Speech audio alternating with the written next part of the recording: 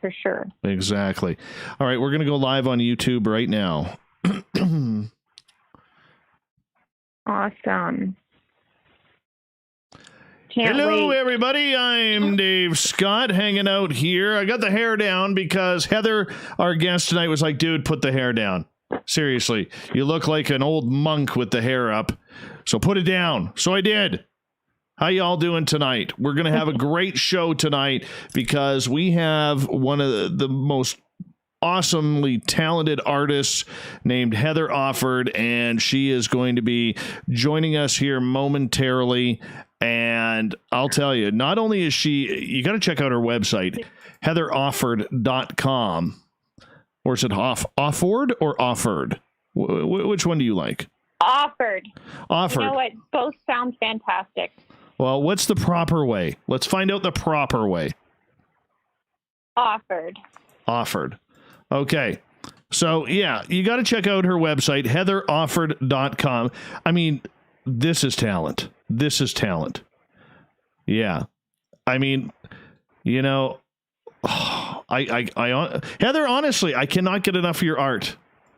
I'm like scrolling through I am like scrolling through the gallery right now, and it is unbelievable.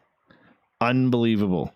Thank you. If you ever get the itch to paint aliens or Bigfoot, let me know. No problem. All right. We're going to give a shout out to everybody in our chat room so far. As I see you starting to fill everybody up. Hey, Drew, how you doing? Lord of Land, thank you for coming on in. Moonstone, thank you for joining us, you lovely and talented soul. Brett, you're looking gorgeous as well. Hi, Jules, the lovely and talented Jules. The gorgeous Renee. Middle child, I don't know what you look like because you're just a big blue dot to me. But you got XP37B in your name, which means you're kind of stealth. So I get that. Stealthy middle child. Who else we got here? Hi, Pest. Welcome back from Deming, New Mexico. Spookles the cat. I apologize I didn't call you today. It was Mrs. SOR's birthday, so we were celebrating. Slim, great to have you back as well. Thank you, Jules, for the compliment on my hair. Love you. And Ronald Penton is back, everyone. Yes, the man who puts Ronald in front of Penton, he is back. Mark, what's happening, man? What is happening? Just the way the schedule goes. RTN, thank you for coming on in tonight. Really appreciate it. I know there will be more of you. Heather, you having fun yet? I'm thrilled. You should be. You should be. These are good people. These are good people. You know? These are good people here. All right. Peanut Butter Rolls is in. Dolly Schizler Farias. Or Farias. Farias or Farias? Probably Farias. Welcome to Spaced Out Radio for the first time. Thank you. Appreciate you. Let's see here. I love it when new people come into our chat room. Mr. Man, Mister, thank you for coming on out.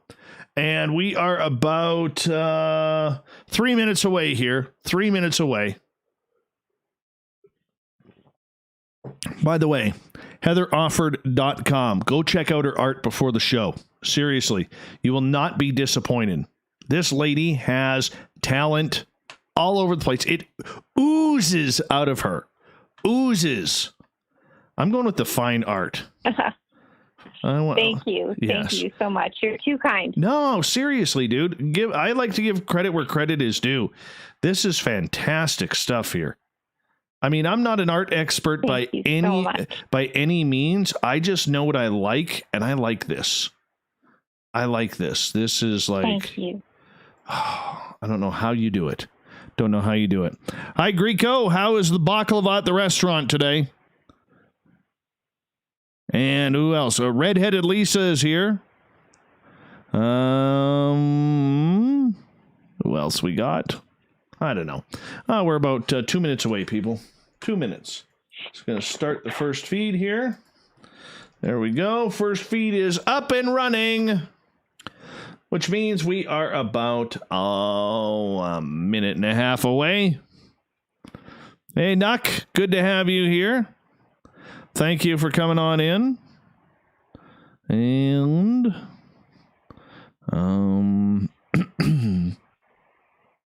Yeah, it's going to be a good night tonight, people.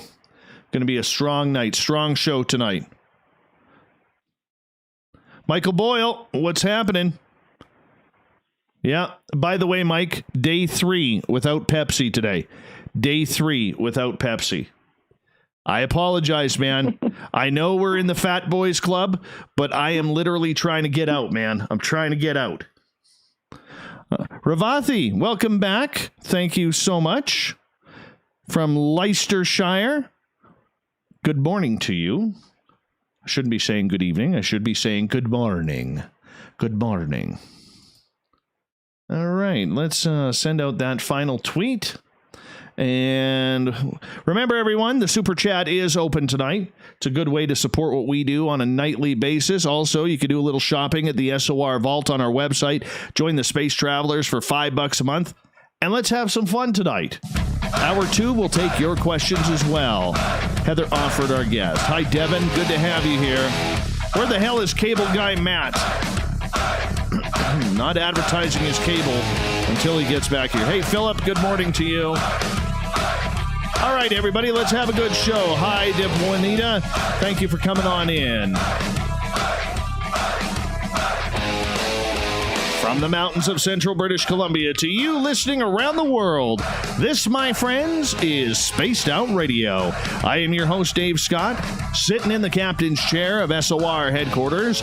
We welcome you to tonight's show on our terrestrial affiliates across North America and digitally on TalkStream Live and Revolution Radio. If you want to take a listen to our archives, they are free at youtube.com/Spaced Out Radio. Just do old Davey the favor, hit that subscribe button. You can follow us on Twitter at Spaced Out Radio for the show. My personal handle at Dave Scott SOR as well. Our website is spacedoutradio.com, where we have a plethora of features for you, including rocking out to Bumblefoot and reading up on Captain Shirk's SOR Newswire. Tonight's show is brought to you by Chive Charities. Help make the world 10% happier by visiting Chive Charities today. You can find them on our website. Now, if you like fine art, you'll love tonight's guest. But if you're into the woo, you may even love her more. Heather Offord's original art clutches are the most authentic marriage of art and fashion in modern day. After several years as an internationally renowned artist, Heather turned her attention to fashion, and she perfected the clutch. I'm going to assume that's a bag because I don't see any man out there actually carrying a clutch. Although I have bought a couple before. Not for me. Not for me. You know what? Heather is so talented and so diverse that she has literally shown her art all around the world. And she's also into remote viewing. We're going to learn if she knows about astral travel. And she really enjoys helping deal with everyday matters with consciousness. Her website, and I highly suggest you check it out, especially if you want to see some beautiful art. HeatherOfford.com. Then at the bottom of hour number 3, I will bring you the news with the SOR Newswire. Captain Shirk has us updated for tonight. Heather Offord, welcome to Spaced Out Radio for the first time. Thank you so much for joining us. Well, thank you so much for having me. I'm absolutely thrilled.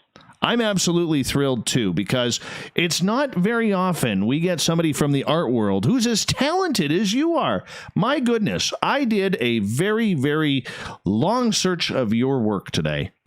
And I will tell you, if I had enough money to buy it and fill my entire house, I would create my own Heather Offord gallery. You are that awesome.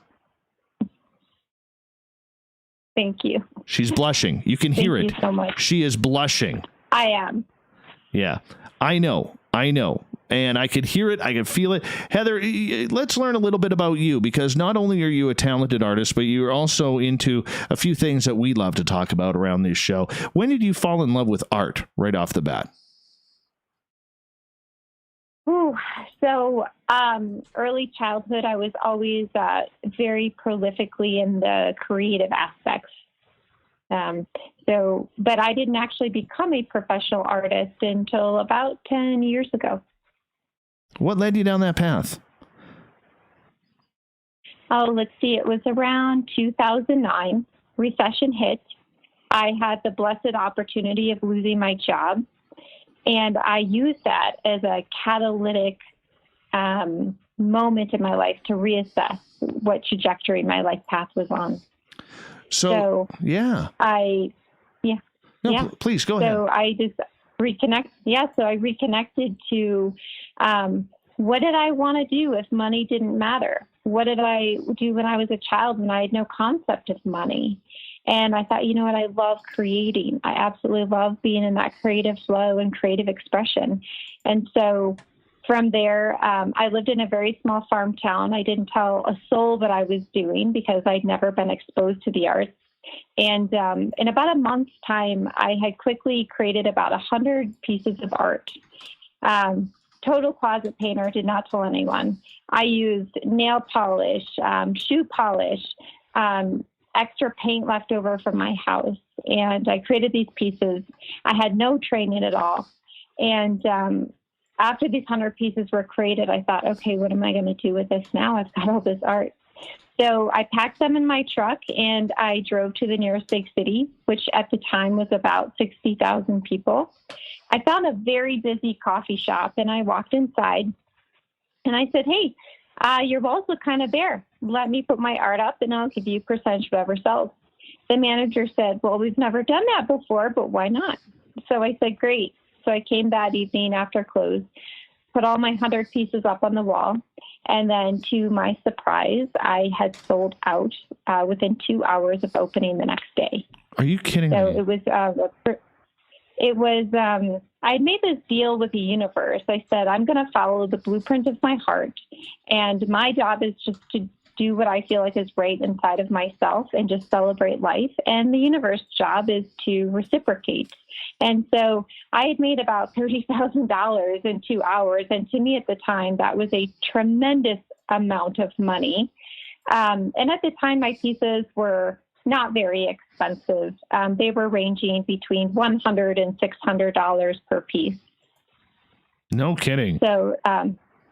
So that is, and I had never, and you know, at this time, I did live in a small farm town, farming community.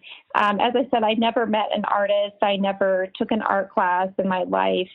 So I was really fortunate that I was brave enough to step out on what was coming up from what was inside of me. And I gave the universe an opportunity to reciprocate. So I've had a very fortunate career in art.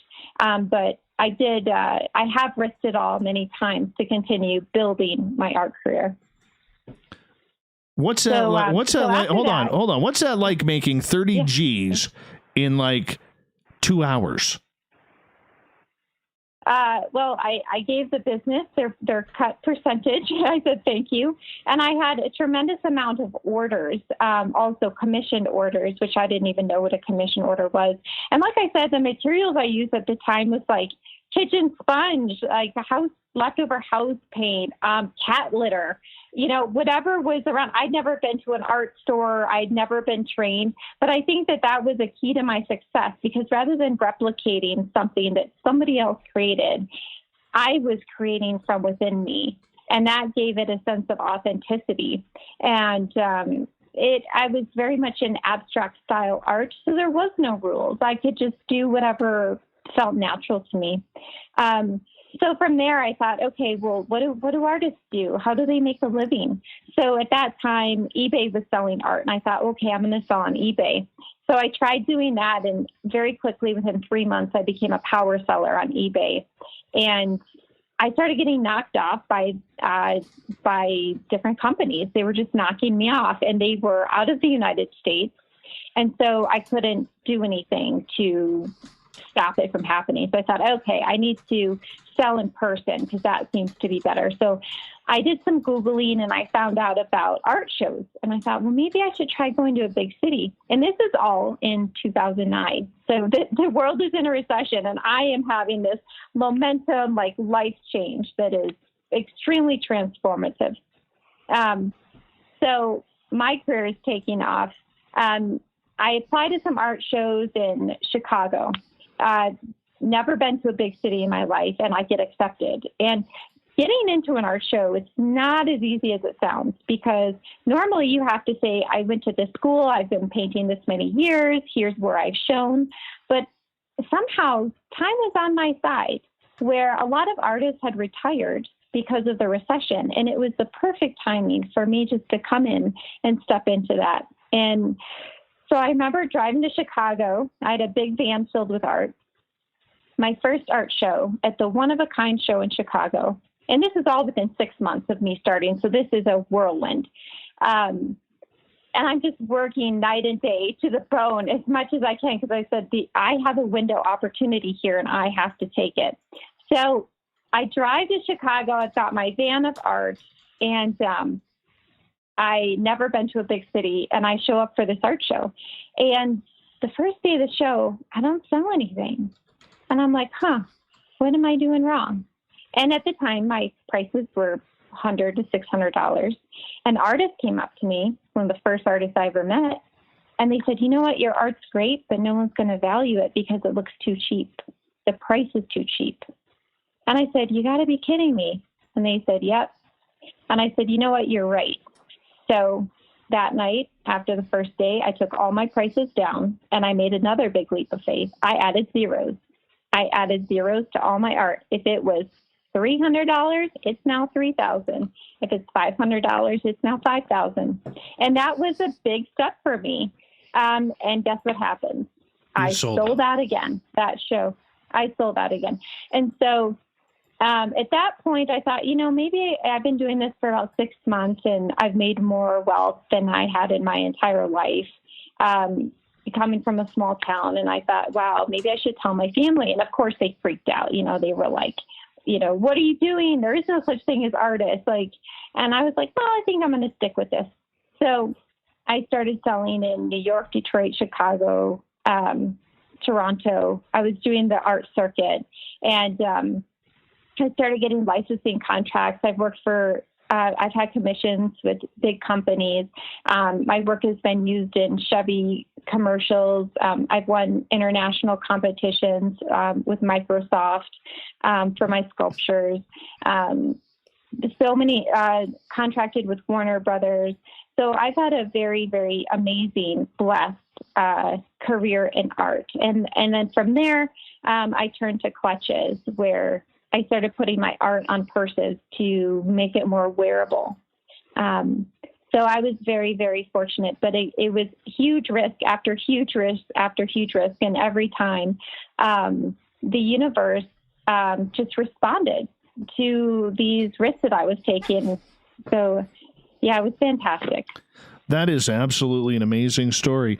And did you feel guided at all? Because you're also very a spiritual person. You're very in tune, shall we say. And, did you feel guided that this was the path you needed to take and take those chances? Absolutely. Oh, absolutely. Yeah. And, up until that point, I had felt like, I'm doing what society's told me to do. I have this job, and I was doing management at the time. And I was like, I'm doing what my family wants me to do, what the societal pressures are for me. But am I really doing, what's missing? There was something that was missing inside of me. And that missing thing was that I was living in fear of living out my truest heart's desire. And when we live out our truest heart's desire, our analytical mind can't accept that, because it's something that's so big and it's so vulnerable. And to try and make it smaller to fit into the logical mind, it's just never going to fit. And it always has to be an act of faith. And so for me, it was just, I'm going to embrace this inner blueprint in my heart. I'm going to do this. And universe, you're going to help me. This is our deal. And that's been our deal. So it's worked out pretty well. Not to rain on your parade or anything, but do you ever wonder why? Because I get the sense and feeling you're pretty empathic on your own personal journey here. Do you ever wonder why, when you look at other stories, or you look at other people who've taken the big chance and the big leap of faith like you have, and they've fallen flat on their face, pardon me, and yet here you are. You took the exact same chance that they did, and it panned out for you. How do you go about that? Because, like I said, I mean, how can I put this? I'm at a loss for words right now, and I don't know why. But, for so many people out there, they're trying, and they hear inspirational stories like you, and they do exactly what you and many others say to do. Take that chance. Go with it. And they just don't have it. What's the difference between what you did in taking that leap of faith and what most other people do? Mm-hmm. Well, so to answer this in all fairness, there's no magic wand answer for this. We have to get a little bit into the understanding the construct of the contracts that we enter as we enter each lifetime. And so the way I like to explain this concept is we have a menu card in front of us before we enter a body, before we're birthed into the earth. And that menu card is a list of experiences on it. And those experiences we are filling out. The purpose of that life experience menu is to say, okay, I'm going to experience this so I can develop this virtue. I'm going to experience this so I can develop this aspect of my character. And so we all come in with different contracts and different items on our menu of experience that we're going to have in this lifetime. And so for me, this just happened to be part of my contract that I was going to face fear. I was going to embrace my heart, and I was going to step out on this, and I was acting in faith. Now, different people, they might have different contracts. Maybe their contract is, I want to develop long suffering. And so maybe their challenges are going to be more along those lines of having to deal with failure so that they can learn encouragement, so they can learn resilience when they're in the face of disappointment. So I think that the answer for this is really we each choose our own path of experiences with our higher self before we come down here into a physical body, and that is what kind of sets the obstacle course in front of you in your life as to what is going to work for you and what is going to work for another. So I don't think there's actually a magic pill that's going to say, hey, if you do this, this is what's going to work. But the closest I can get to that is saying, if you follow your heart, if you follow the blueprint of your heart, it will never steer you wrong. And I'm not saying it's going to turn into magic overnight like it did for me, but the best compass that we have is the compass of our heart. I think that's a great answer. So everything. Thank you. Yeah. Heather Offord is our guest tonight on Spaced Out Radio. Heather, let's, before we get into remote viewing at the bottom of the hour, because we're going to spend some time on that when we come back from break, I want to learn about your spiritual side because, just listening to you speak here moments ago, it really tells that you're really connected with your own self and your own vibe. Oh, absolutely. Yeah. And I've always been very fortunate that since I came into this incarnation, I've always seemed to have a lot of spiritual awareness. However, this was not something that I always embraced. I had a lot of self-denial about my abilities for a very long time. And I was very fortunate that I pushed myself into getting actual real testing. There wasn't, I think a lot of us have intuitive abilities, but we say, is that coincidence? Did I just make that up? Am I really sensing this right? Is this just me? There's so much room for self-doubt in the intuitive self. And so I found remote viewing to be a fantastic protocol and method to learn because it brings integrity to the process of intuitive and psychic development. So have you considered yourself psychic or intuitive your entire life, or was this something along your path you had to learn as well? So I've always had intuitive abilities, but I have absolutely made a zillion mistakes of not listening to my intuitive self where I have rationalized away my intuitions. So intuition, it is not something that the rational mind will agree with. You might be walking down the street and you might get a feeling about something or someone, and you don't know why you're getting that feeling. And your logical mind might dismiss it. And I've made mistakes like that many, many, many times where I suppressed my intuitive nature. And I think that we all do that. So whenever we try and filter our intuitive abilities through our rational mind, it's always going to be a rah-rah for us. Now, I've also always had a lot of premonitions since I was a child. I was doing things like astral traveling. I didn't know what the term astral traveling was until I was an adult, but it was something that I did regularly. I'd also had experiences of time traveling since I was a child. I knew that I was a time traveler, but I did not know how to explain the mechanisms to which I was time traveling. Additionally, the premonitions that I've always had, they did start in childhood. And so I'd always considered myself very prophetic in nature, where I would have dreams or day visions, and then those things would happen in real life. And I did learn discernment along the way, that just because maybe you know something that's going to happen, or you even know something about someone, it doesn't necessarily mean that you should share those things. So because it can be very interesting for people that maybe don't even believe in that kind of stuff. No, and there's a number who don't, even listening in our chat rooms or out there wondering what the heck is this lady talking about?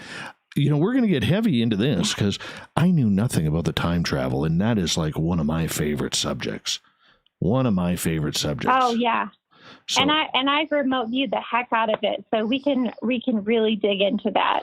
Oh, we're gonna get we're gonna get nasty in that. We're gonna get nasty in it. Oh, I can't wait. I'd love time talk. We've got about 2.5 minutes here before we have to go to break at the bottom of the hour. Heather Offord is our guest tonight. Heather, going back to when you said you started realizing this, do you remember the first intuition or intuitive session that you had, that you recalled something or saw something, or was it paranormal? Was it ghostly? Wow. There's so many countless, I've experienced countless paranormal events. I've seen UFOs through remote viewing. I've seen UFOs with my real eyes. I've encountered all different types of ETs. And it's really amazing. It's absolutely amazing. And, just like you might meet somebody that's nice, you might meet someone who's not nice. So discernment is so important for this. So what's the world around you when you start talking aliens? So one thing that you'll learn in remote viewing, one of the first things you'll find is that everyone communicates telepathically. So all alien beings, they are telepathic communicators. They can speak as group consciousness, or they can speak as single consciousness. And we are also communicating telepathically all the time with each other at a subconscious and unconscious level. Well, I'm giving you a telepathic message right now.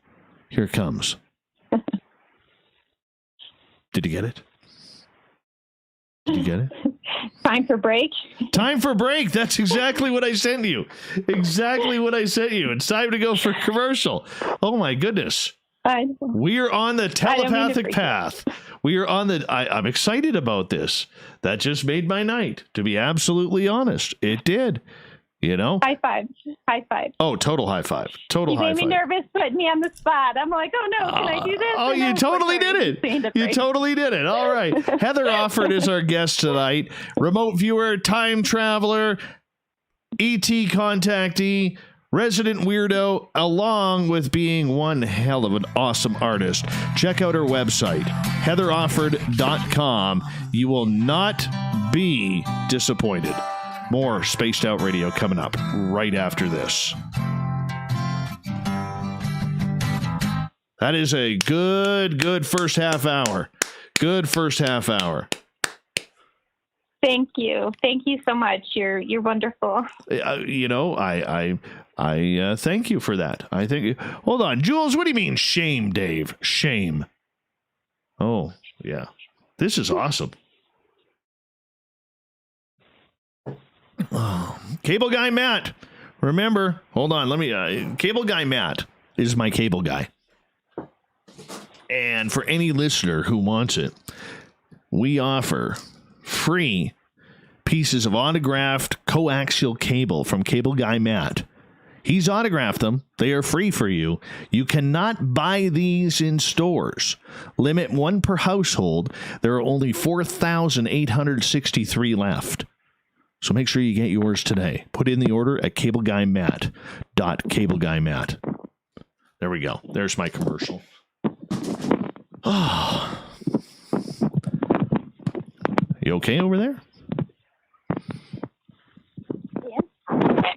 You sound like you're like falling down the stairs or something. I do? I don't know. Did you fall down the stairs? No. I did reply to a text though, so that must have been. Oh, that must have been it. That must have been it. Let me guess. The text message was like your hubby. He's like, who the hell is this weirdo you're talking to? That's okay. I get that.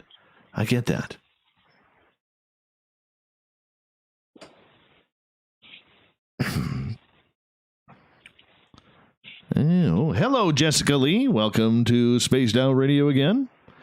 Actually, it was, Jules. It was. I'd tell you different, but it was.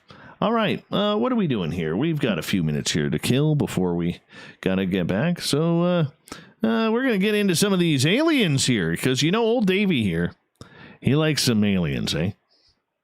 Old Davey, he likes his aliens. Not going to lie.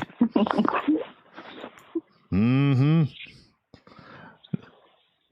No, I'm a big time alien guy. I love it. Oh yeah. They're fantastic. Sometimes they appear at my window while we're broadcasting. I like to give them treats, so you can hand them some treats, some chocolate or cheese.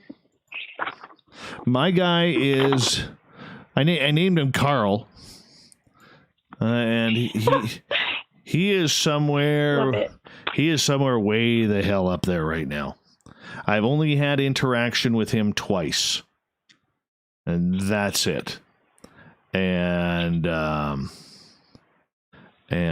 I can tell you, it was a long and winding road. That led us to the path that we are on now. That's all I'm going to say. That's as romantic as I get for Carl. Hey, Walter. How you doing, man? How you doing? Thanks for coming on in tonight. Oh, what else? Who else we got in here? Yeah.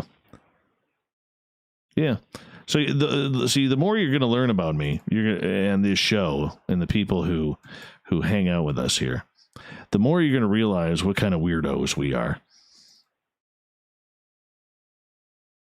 I feel like the weirder the better. Just embrace that inner weirdness. Oh yeah, that's what I've done. Just be authentic. Embrace the woo. This is my message to Corey, because Corey booked you. This is exactly what I said. Coming down to the final part of the first half hour, I said, "Where in the fuck did you find this amazing?" I said, "This lazy lady." Pardon me. She is amazing. That was my words to booking guy Corrins. Thank you. You're very sweet. Oh yeah, you're one of us now. Yeah, we're gonna.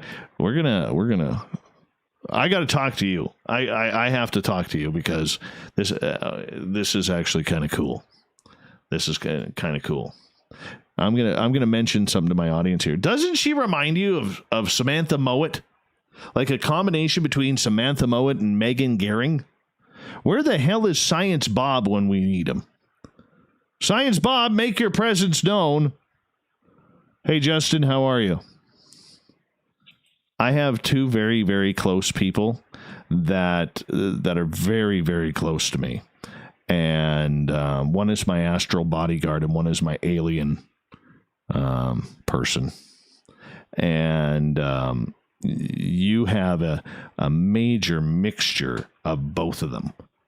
And it's just honest. It's like, wow. Just pick it up on that Zen. It's fantastic. Mm-hmm. Yeah.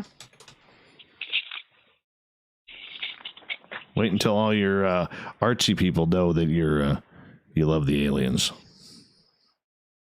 Oh yeah, it's that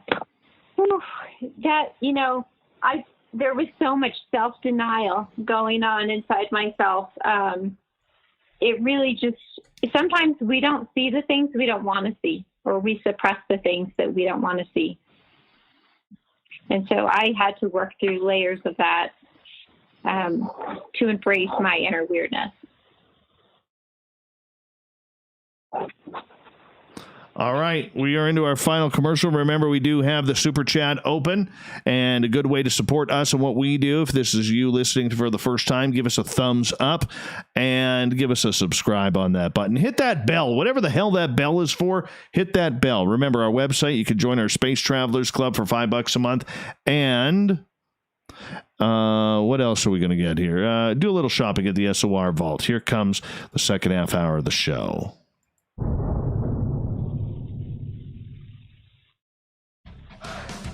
Music is on. Welcome back to the second half hour of Spaced Out Radio tonight. I am your host, Dave Scott, sitting in the captain's chair of SOR headquarters. Welcome to all of you tuning us on in. Reminder, if you've missed portions of this show or others, you can check out our free archives. Go to youtube.com/Spaced Out Radio. Just do me the favor. Hit that subscribe button. Our website is spacedoutradio.com, where we have a plethora of features for you. And you can rock out to Bumblefoot, read up on Captain Shirk's SOR Newswire, and a whole lot more. Tonight we are talking with artist Heather Offord, heatherofford.com. You will not be disappointed if you actually take the time to Google her art. It's beautiful. Absolutely beautiful. But this lady has another talent. She astral travels. She has ET contact. She remote views. She has paranormal experiences. She's highly intuitive. And we're going to learn about her time travels, because that's what we do around here. This is what we do best on Spaced Out Radio. Heather, welcome back to the show. Thank you so much. Okay, I was going to get into... I love this topic. Yes, I was going to get into the whole remote viewing thing. I have now scrapped my notes like I had any. But I scrapped my notes, and we're getting into this time travel thing because I love time travel. All right, I love everything about it. I want it to believe. I want to believe. I want it to be real. And let's get into it. Tell me your time travel story. Oh, wow. Okay. So since I was a child, future versions of me were coming back and visiting little me. I would have teaching lessons from future me. Also, ascended masters would come back and they would teach me very interesting things. And I kind of just assumed that everyone went to night school. That's what I called it, where a teacher would show up and I would learn these esoterical things. I totally thought it was normal.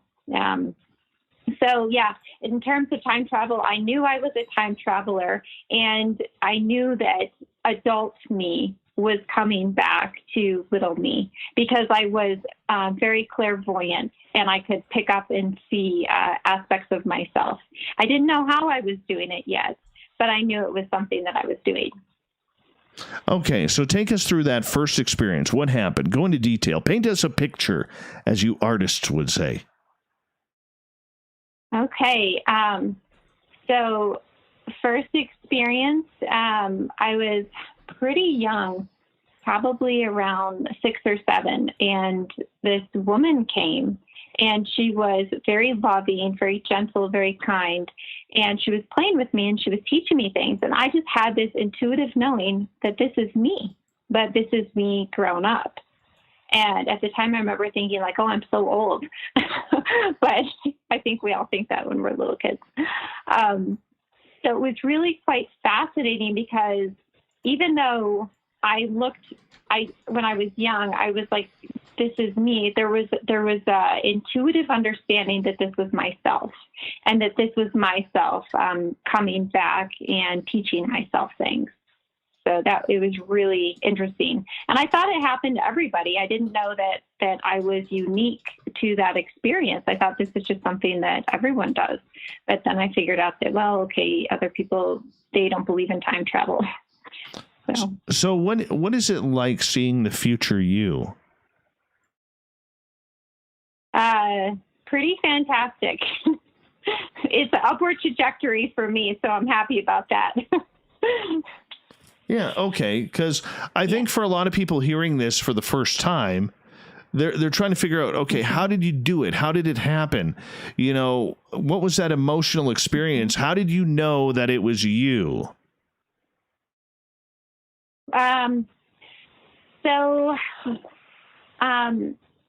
Well, this kind of peels back into, there's actually a deeper answer to this question.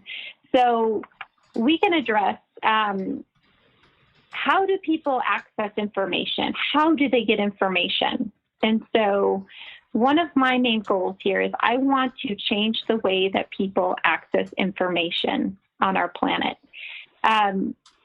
We are often born into a society, and we believe that what we know is something that we've learned because it's information that we put in our brains. Maybe someone told us it. We learned it in school. Maybe we experienced it. But there's a different way to access information that I train people to do. And what that access is that there is information stored in the energy centers of our body. There is a living library of information that is stored through our chakra system, that is part of the Akashic records, that is part of the Akashic fields. And we can access all kinds of information in the energetic aspects of ourselves rather than trying to rely on accessing information just from our mind.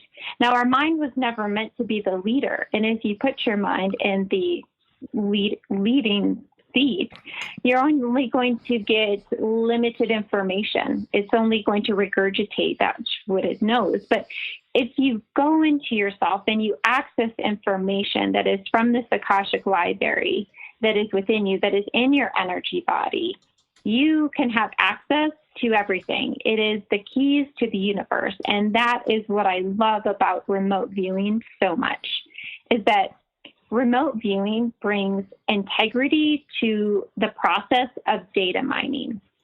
So consciousness, we are consciousness, but we are not singular. So I am not just Heather that is here in this location, that is here in this time right now. This time is not linear. So if you were to imagine time as a piece of clay that's rolled out into a thin line, and the left side is the past, the middle is right now, and the future is to the right. If you take that and you roll it into a ball, that is the truth of what time is. Time is actually happening in all moments at once.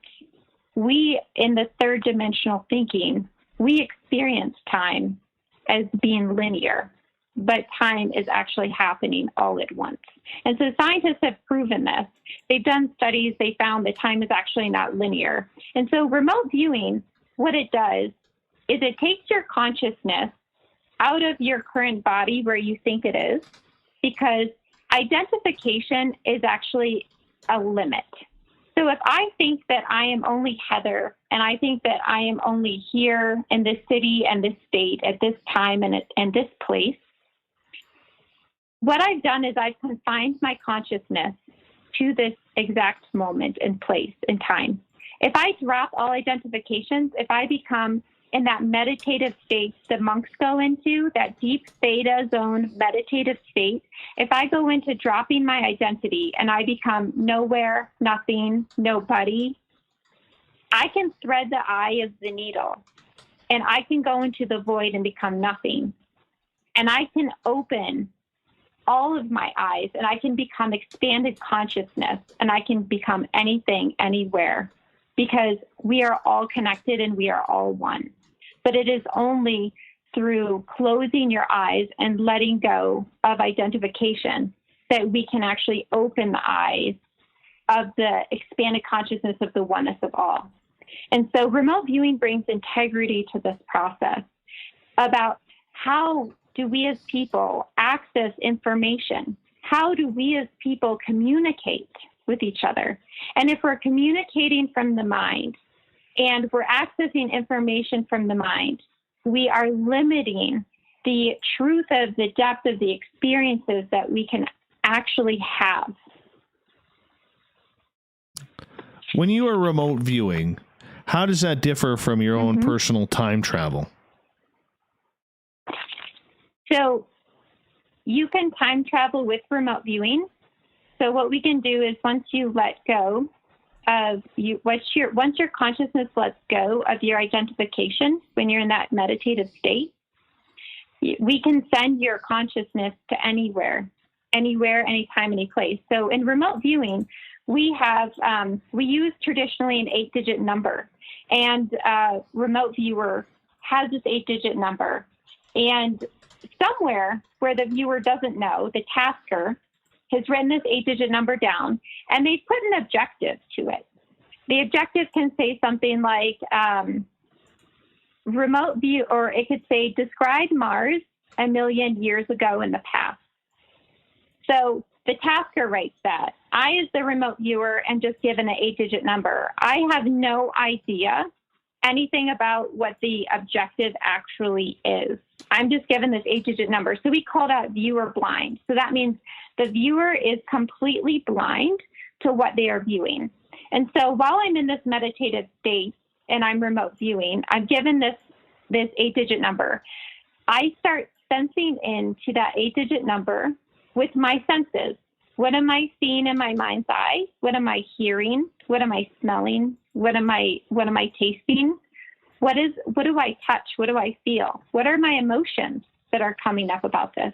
And so our sensory information is creating sensory data that comes in rather than using the mind. So remote viewing doesn't actually it puts the mind in the other room. It puts the logical self in the other room.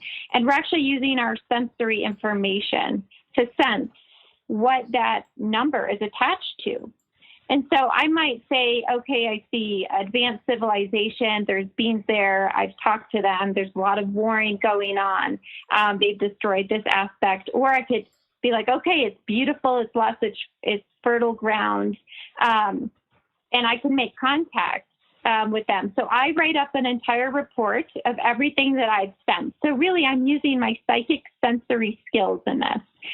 Only when I'm done with the report, I turn it into the tasker, and the tasker will then reveal to me what it was I was remote viewing. And so this is how we establish integrity in the process, is there's no information fed to you beforehand at all. And so time traveling, so I was time traveling to any location that the remote viewing tasker was sending me to.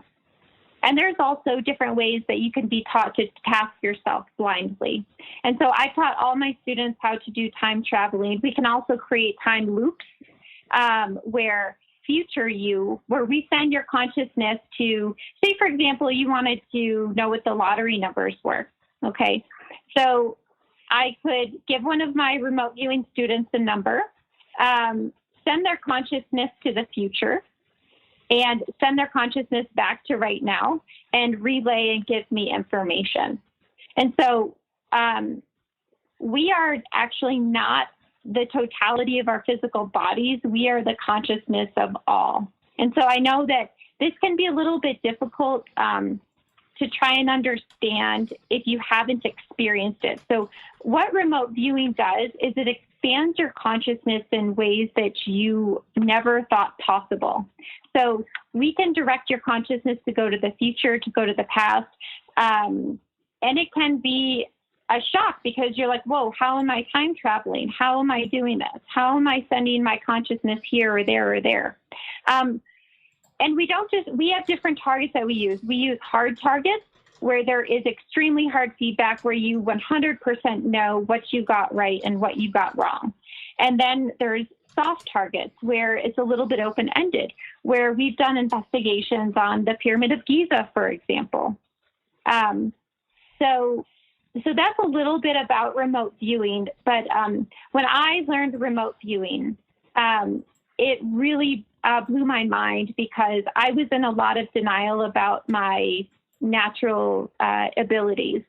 And what remote viewing did is it gave me a scientific way to test my abilities and to see what I was capable of. And I was capable of significantly more than I'd realized. And I'd also like to dispel a myth. There's no one special person that can do this.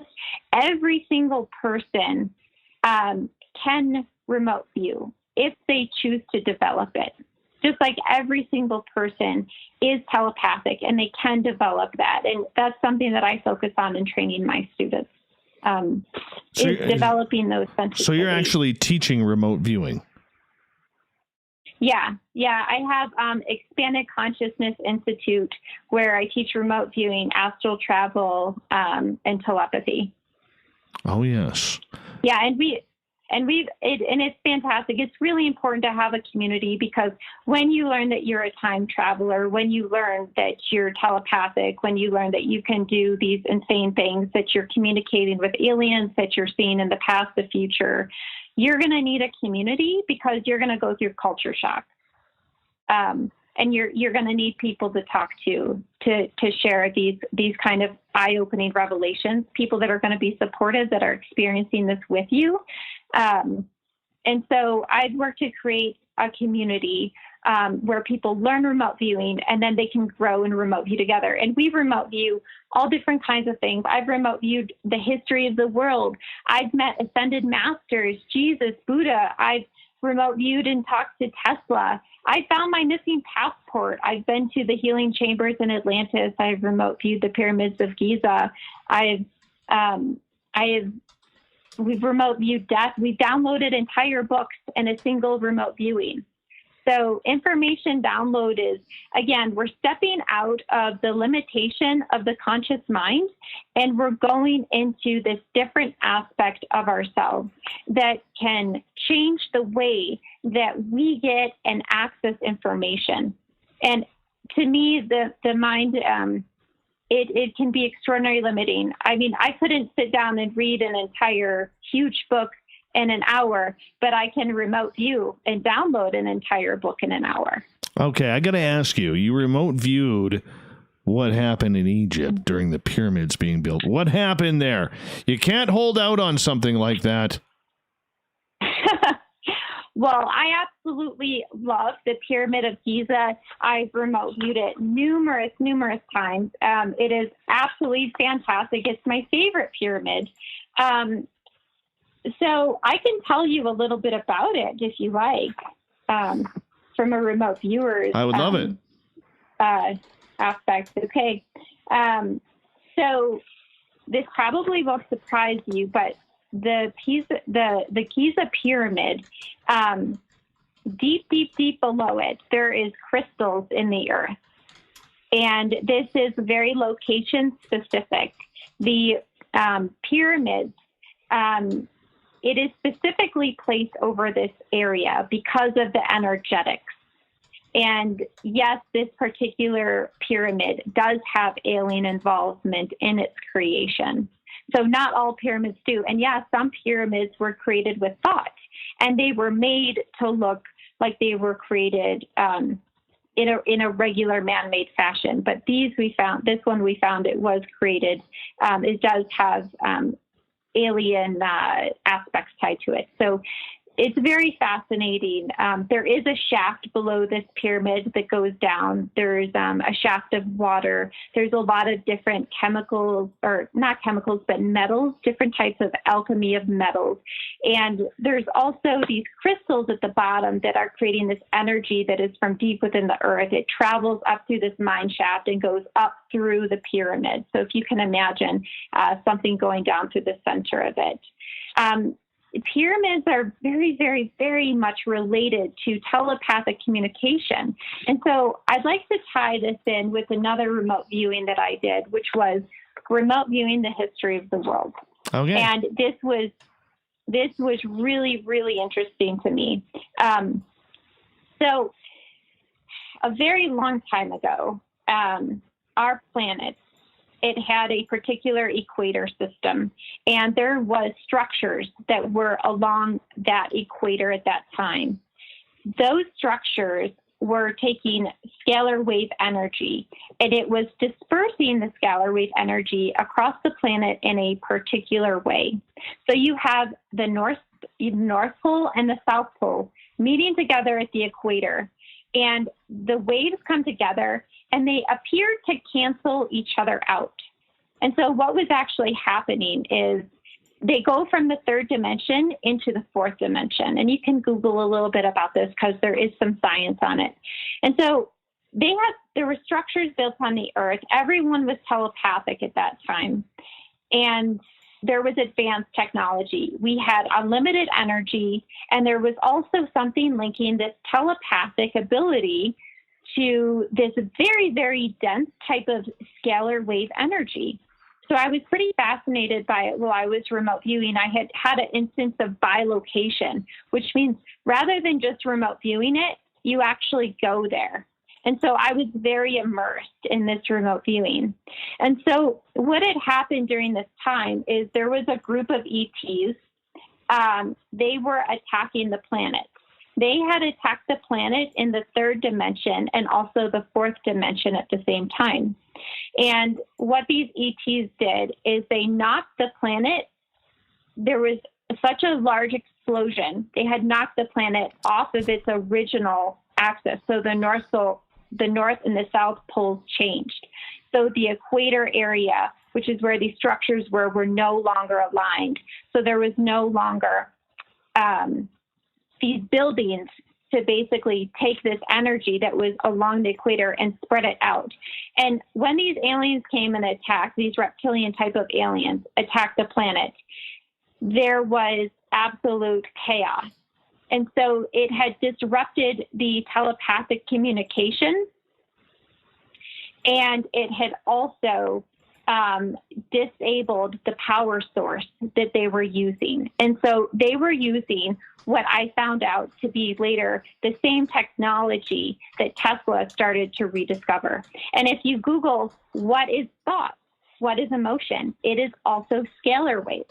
And so this is where these two things combine. And so scalar waves were made less dense because of the misalignment of the structures that were put on the planet at that time. So it was pretty interesting. And as I kept reviewing the timeline through history, then people went to symbology for communication, and then language became the predominant way. And so it was all a deviation of getting farther and farther away from our intuitive abilities. So it was pretty tough on the planet, watching all of that happen. So one of the things that I would like to see happen in the planet is when we go back to a state of having free energy, when we bring about free energy, telepathy is also going to hit a spike because it is going to peak telepathic communication. And do you know what is related to that? Pyramids. So pyramids, they hold scalar wave energy. Okay. So this is absolutely tied in together. Well, pyramids are fantastic. I'm going to get you to hold that thought because we are going to, take a much needed break here. That was some heavy woo you went into that half hour. Heavy woo. Very impressive. Very impressive. You got our audience cheering for you now. You just made a bunch of fans. Awesome. You just made a bunch of fans. Heather Offord is our guest tonight on Spaced Out Radio. We've hit peak woo, people, and it's going to continue in hour number 2. Heather's website, heatherofford.com. Check it out. She is one heck of an amazing artist as well. So you want to check out her art. We continue with Spaced Out Radio right after this.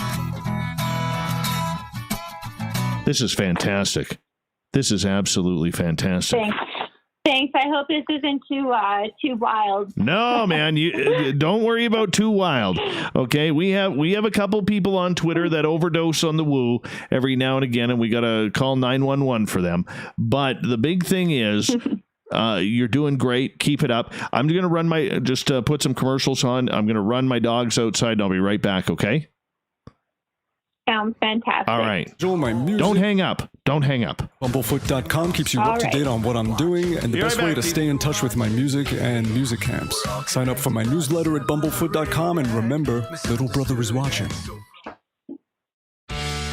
Hey everyone, I'm John Edwards. And I'm Stacey Edwards. Together we're taking over Saturday nights on Spaced Out Radio, where we're going to bring our own experiences of the paranormal and talk to the best people we can find to help bring you answers to your strange tales. We're here to entertain your need for weekend woo! So tune us in at spacedoutradio.com starting at 9:06 Pacific, 12:06 a.m. Eastern, where we can all get a little spooky together. Spaced Out Saturday nights right here at spacedoutradio.com.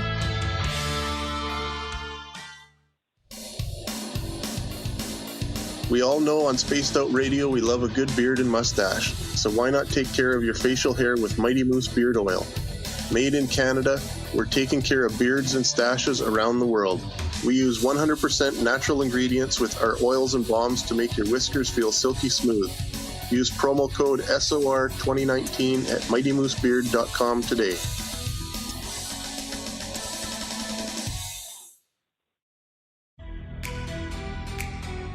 Are you an experiencer of something strange that can't be explained? Do you want help finding out what's going on? I'm Ryan Stacy, head of the Experiencer Support Association, otherwise known as TESSA. We've teamed up with Spaced Out Radio to investigate cases filled out in the SOR Sightlines report. We are independent and there's no cost to what we do.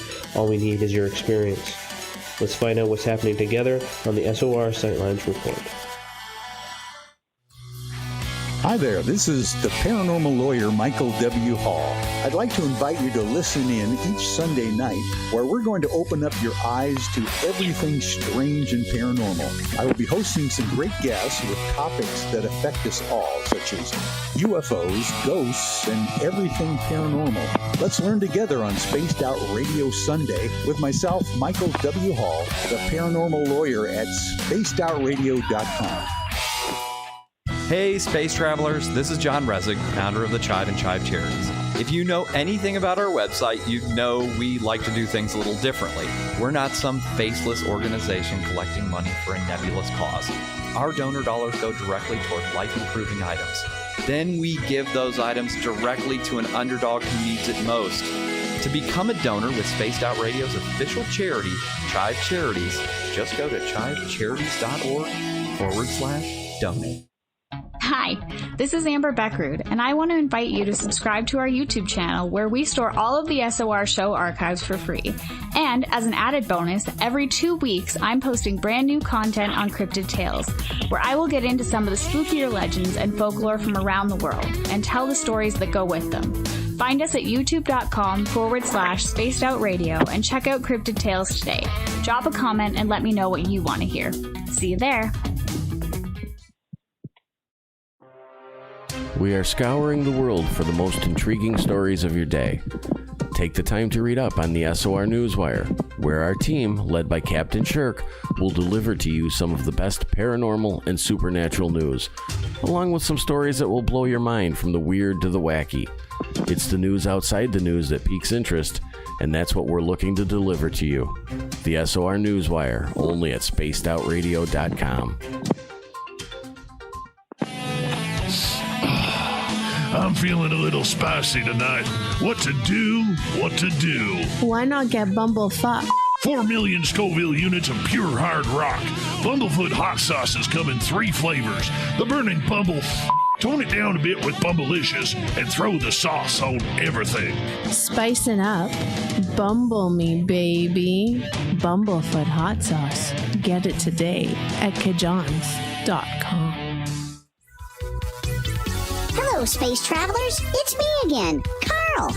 Don't forget to join the Space Travelers Club for just $5 a month and follow Spaced Out Radio on Twitter at Spaced Out Radio. Our Instagram, Dave Scott SOR. Our Facebook page is Spaced Out Radio Show. Our archives are free at youtube.com/Spaced Out Radio. Come woo it up with Spaced Out Radio today. Bye! The party is always on at the Moose Vancouver. The Moose Vancouver is where you want to be when visiting Canada's West Coast. Open until 2 a.m. nightly, the Moose cranks up the rock while serving some of the best rated food in the city. The menu starts at $6.95. Why party anywhere else in Vancouver when the Moose is right there? Get your horns up and rock with the Moose, the official party bar of Spaced Out Radio. All right, we got 2 minutes left. Are you intrigued by Paranormal Talk Radio? You love the new Paranormal. I got to tell you, you're quickly becoming a favorite around here. Thank you. I feel like I'm getting wild. Oh, just let it out. Let the woo out. Let it out. Let it flow. That's what we're all about here. Mm-hmm. This is I awesome. love it. This is awesome. True expression is the. I mean, it's everything. Hold on, I'm gonna sneeze. Excuse me. Oh, that one caught up on me. Bless you. Thank you. Thank you very much.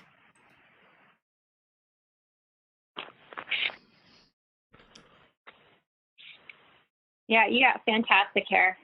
Thank you. Oh, you're watching on YouTube. Cool. Hi, Nikki. How are you? Thanks for coming in tonight. Hey, Waylon. Good to have you here. Hi, Zenzabil. All right. This is good stuff. Good stuff. I am pumped up for tonight. I am pumped up. Me too. Uh-huh. You hit me so hard, I'm onto my second glass of water. I thought you were going to say wine. No. Nope. Not tonight. Not tonight. All right. Hey, Bomber, thanks for coming on in, man. Thanks for coming on in. Don't forget to give us a thumbs up. Super Chat is open. Great way to support what we do is hit that subscribe button as well. Maybe that bell thingy, whatever that thing does.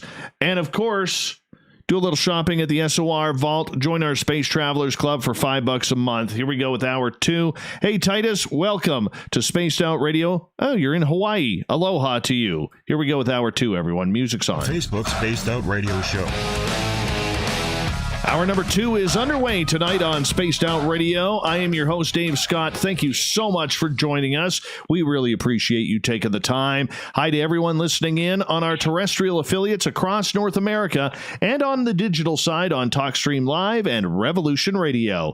Don't forget you can check out all of our archives for free at youtube.com/Spaced Out Radio. Just do me the favor, hit that subscribe button. The Desert Clam has set the password for tonight in the SOR Space Travelers Club. Obmuticent. Obmuticent is your password. Use it wisely, Space Travelers, as the Clam sets the password each and every night right here on Spaced Out Radio. Our website is spacedoutradio.com, where we have a plethora of features for you, including rocking out to Bumblefoot and reading up on Captain Shirk's SOR Newswire. If you're not following us on Twitter yet, you should be at Spaced Out Radio for the show, and my personal handle at Dave Scott SOR. Tonight we are talking with artist Heather Offord. HeatherOfford.com is her website, and we're getting into some serious woo here. Serious woo. Like we may need tinfoil by the time this hour is done, and I am looking forward to it. I hope you are too. Heather is a remote viewer. She's an astral traveler. She has ET contact. Oh, yeah. She's run the gamut. Even did a little bit of time travel.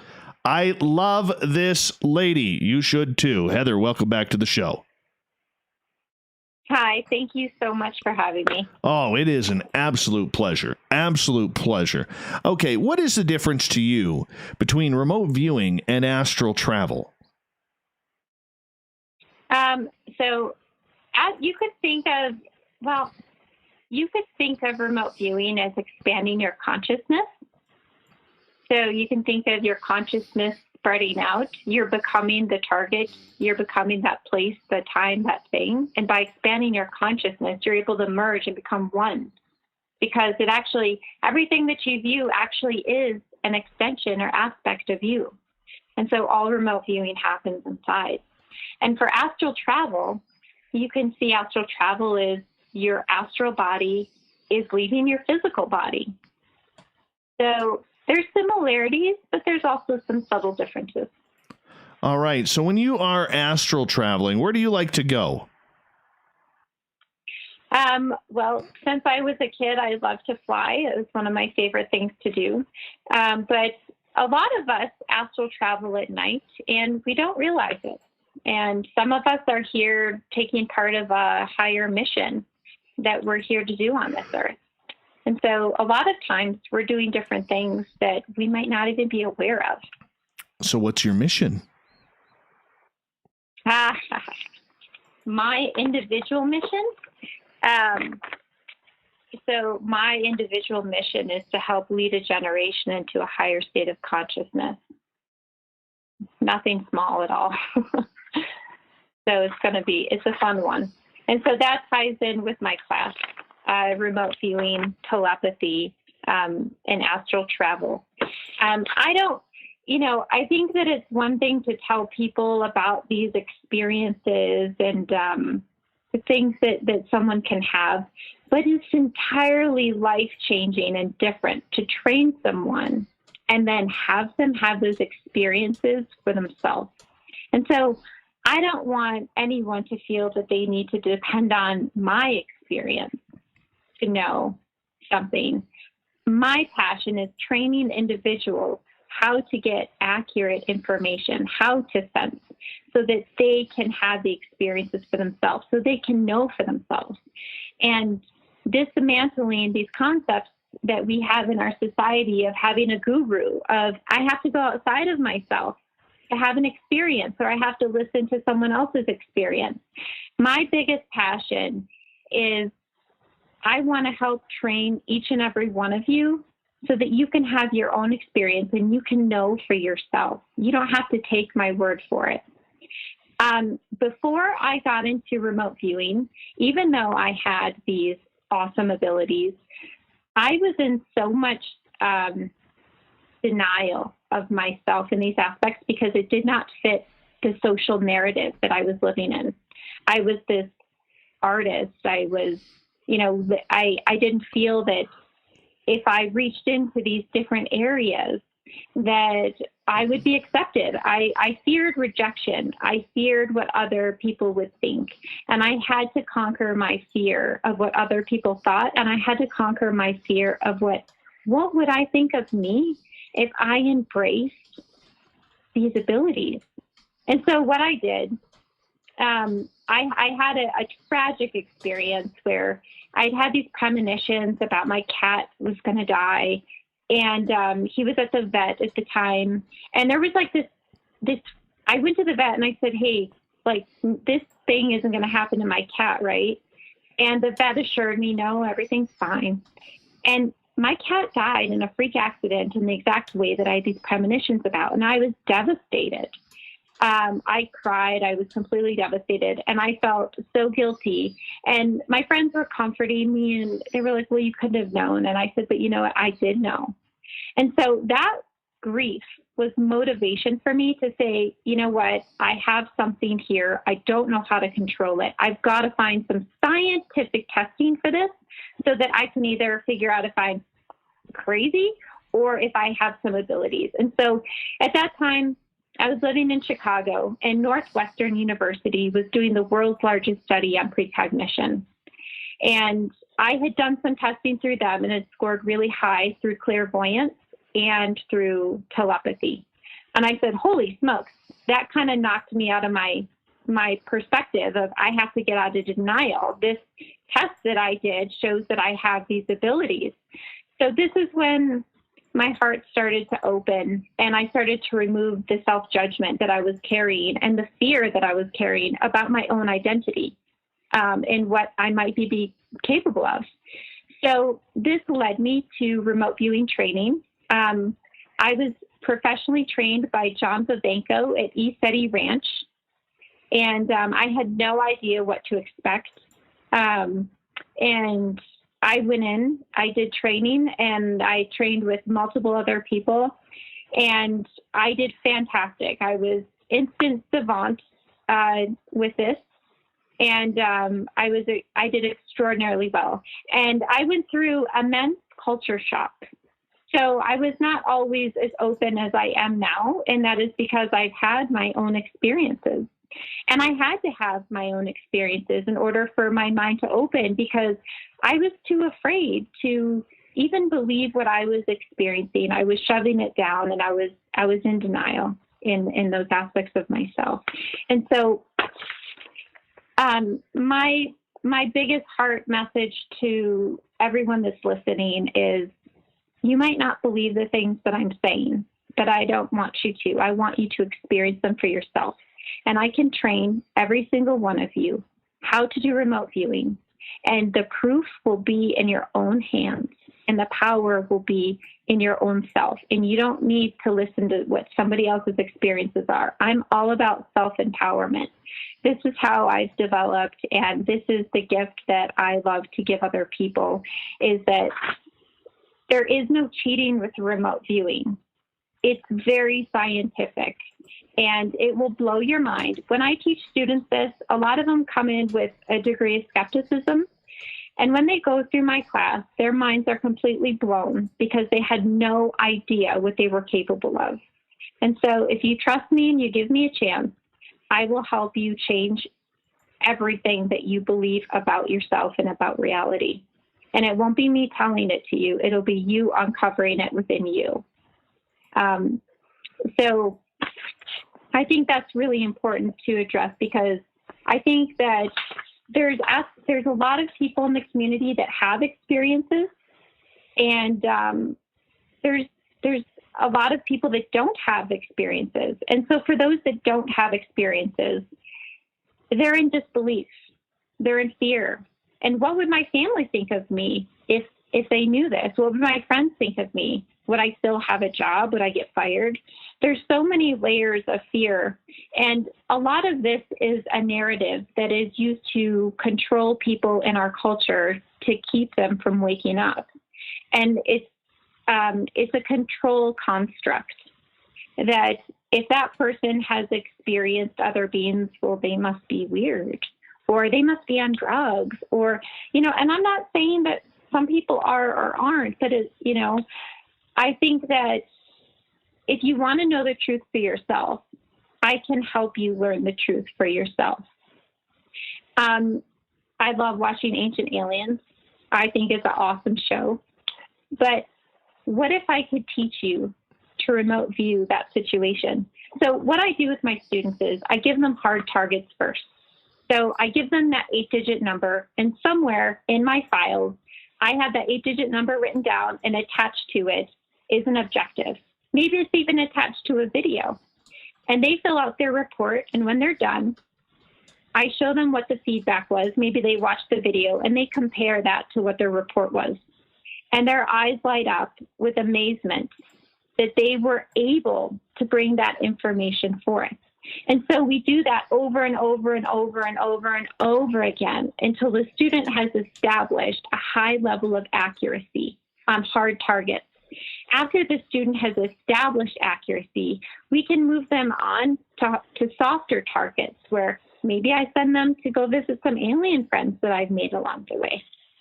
So one of my most recent, my first experience with aliens when I had learned remote viewing was about the third remote viewing I had ever done.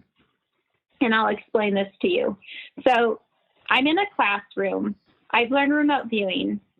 there's about 14, 15 students in there, and each student is working independently by themselves. And the teacher breaks us off to work in teams.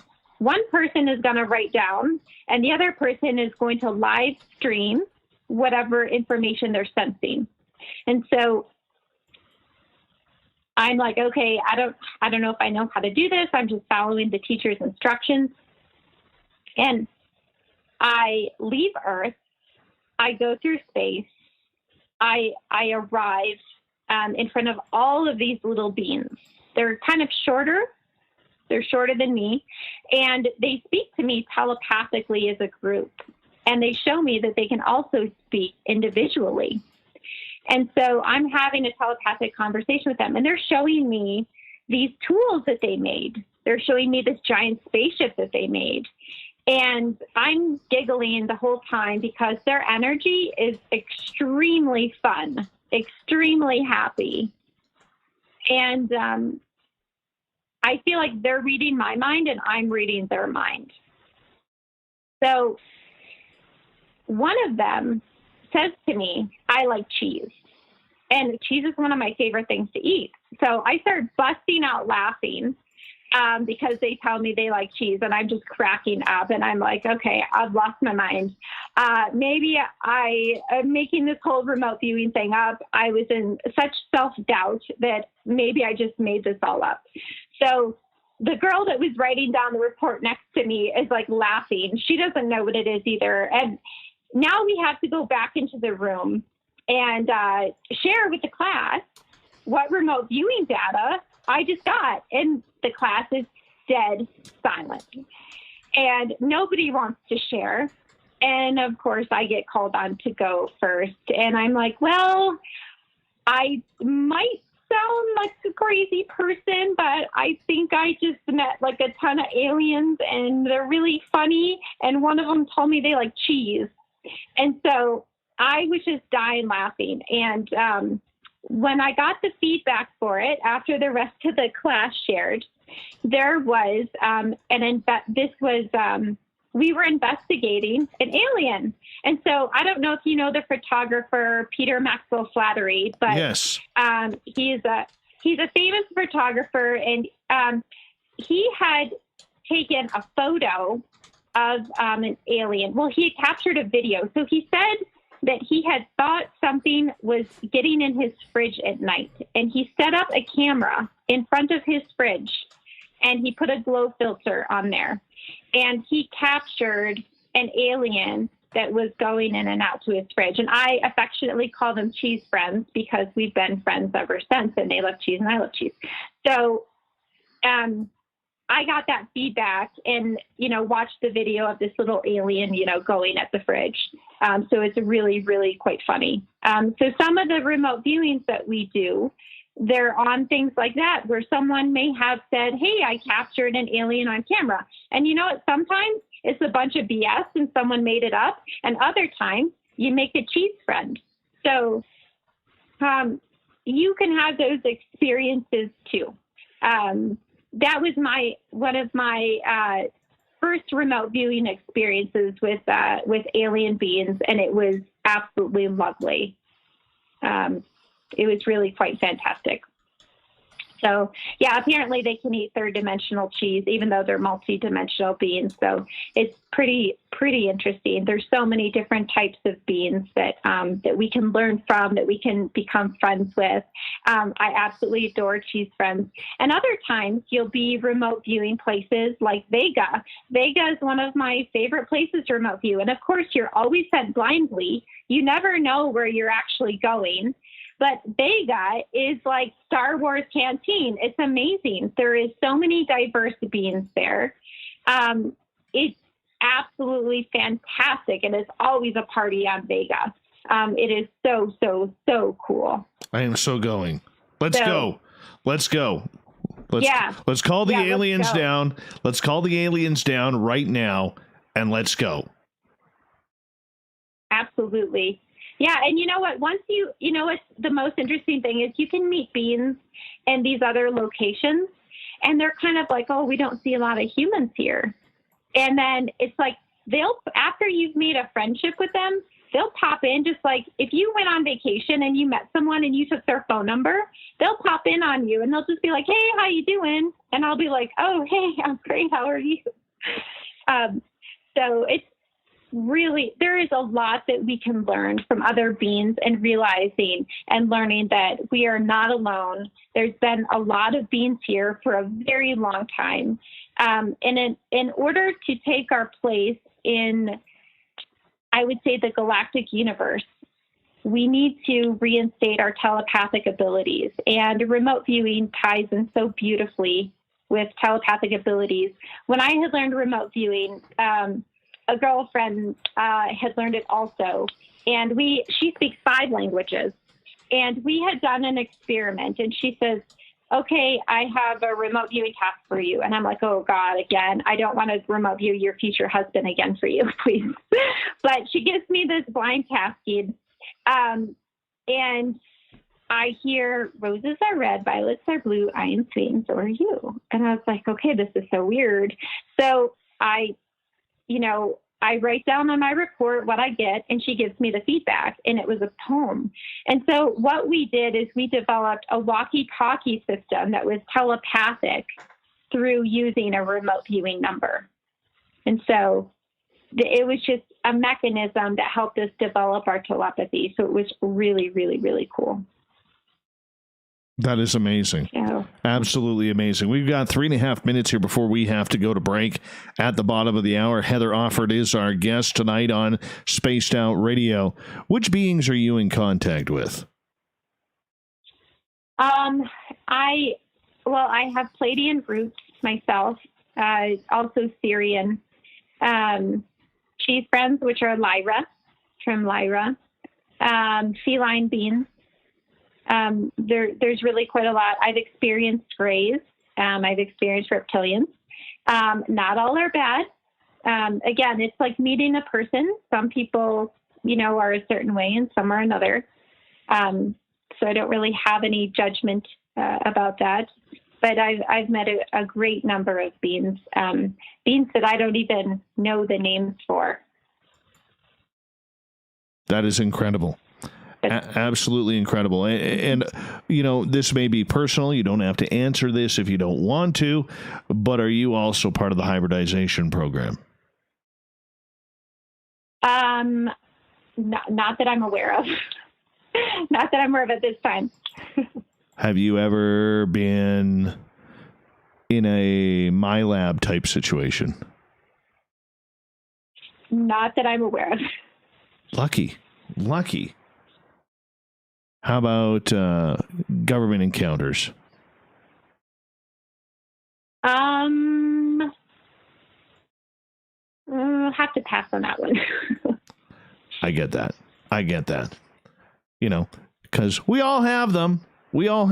Some more than others, but that's okay. That is okay. We don't have to go down that road. Do you feel that this... Yes, we got about 90 seconds left. Do you feel that this contact that you have with these extraterrestrials is something that you are supposed to have, or that it's just part of the journey? I think that every single person can have it. Why is that? We're all capable of. We're all interacting with beings without bodies at all times. Our awareness may not be tuned enough to see it, and so I can train you to recognize those interactions. Well, that makes sense. So if I were to want to recognize my own abilities to do this, so we got about 45 seconds, where would I start? So you would start in a class with me. So we would do a Zoom class together. There'd probably be other students with you, and we would just go at it. We'd have you doing it in less than a day. It's pretty confident because, I've never had anything weird happen. It's true. Besides the aliens and Bigfoot and ghosts and everything else in between. But we'll just leave that. We'll just leave it at that. Heather, hold on here, because we're going to go to break here at the bottom of the hour. Heather Offord is our guest tonight on Spaced Out Radio. Her website, heatherofford.com. I highly suggest you check it on out. And, she teaches remote viewing, astral travel, a little bit of everything. She's going to take you on the path of learning your higher self. We'll get into that right next on Spaced Out Radio.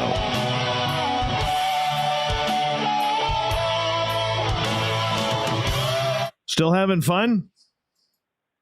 Oh, yeah. Oh, yeah. Oh, yeah. Oh, yeah. Oh, it's so cool. I mean, these experiences, if I would have told myself, before, oh, you're going to experience these things, I would have been like, no way. No way. It's really awesome. I am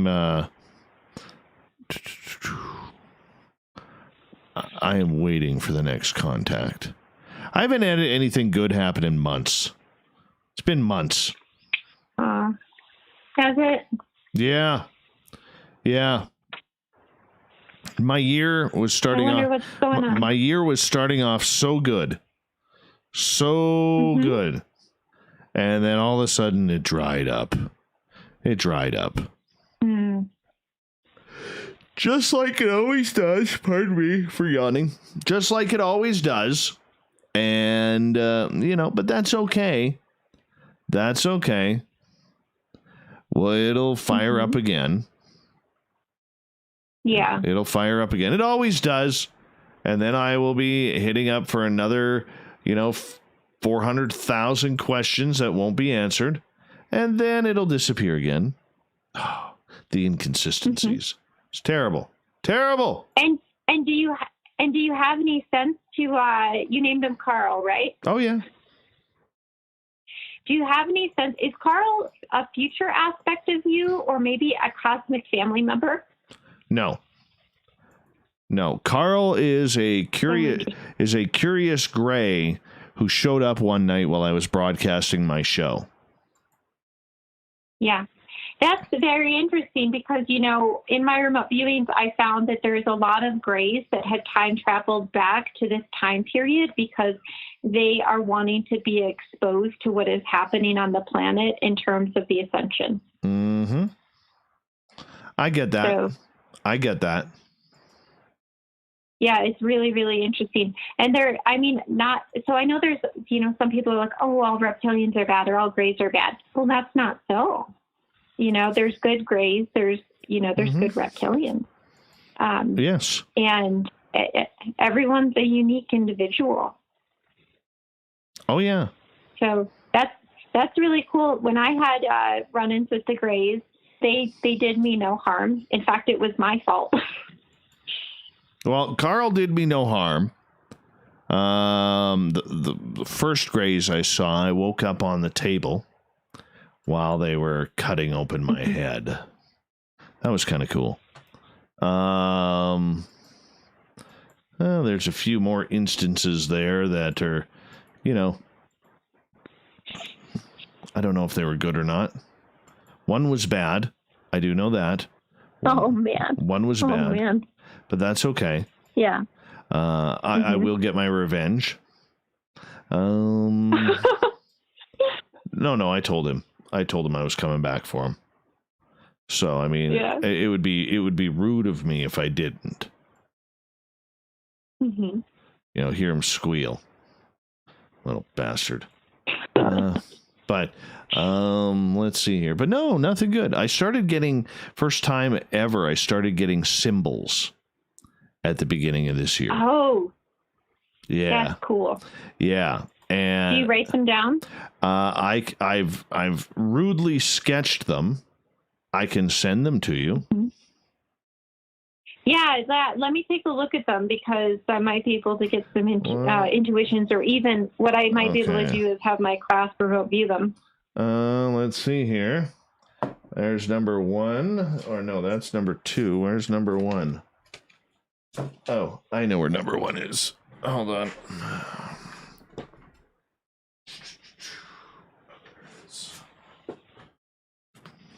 Right, my little book here.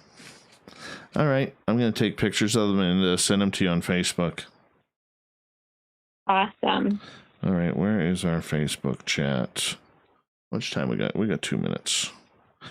Okay, here is number 1.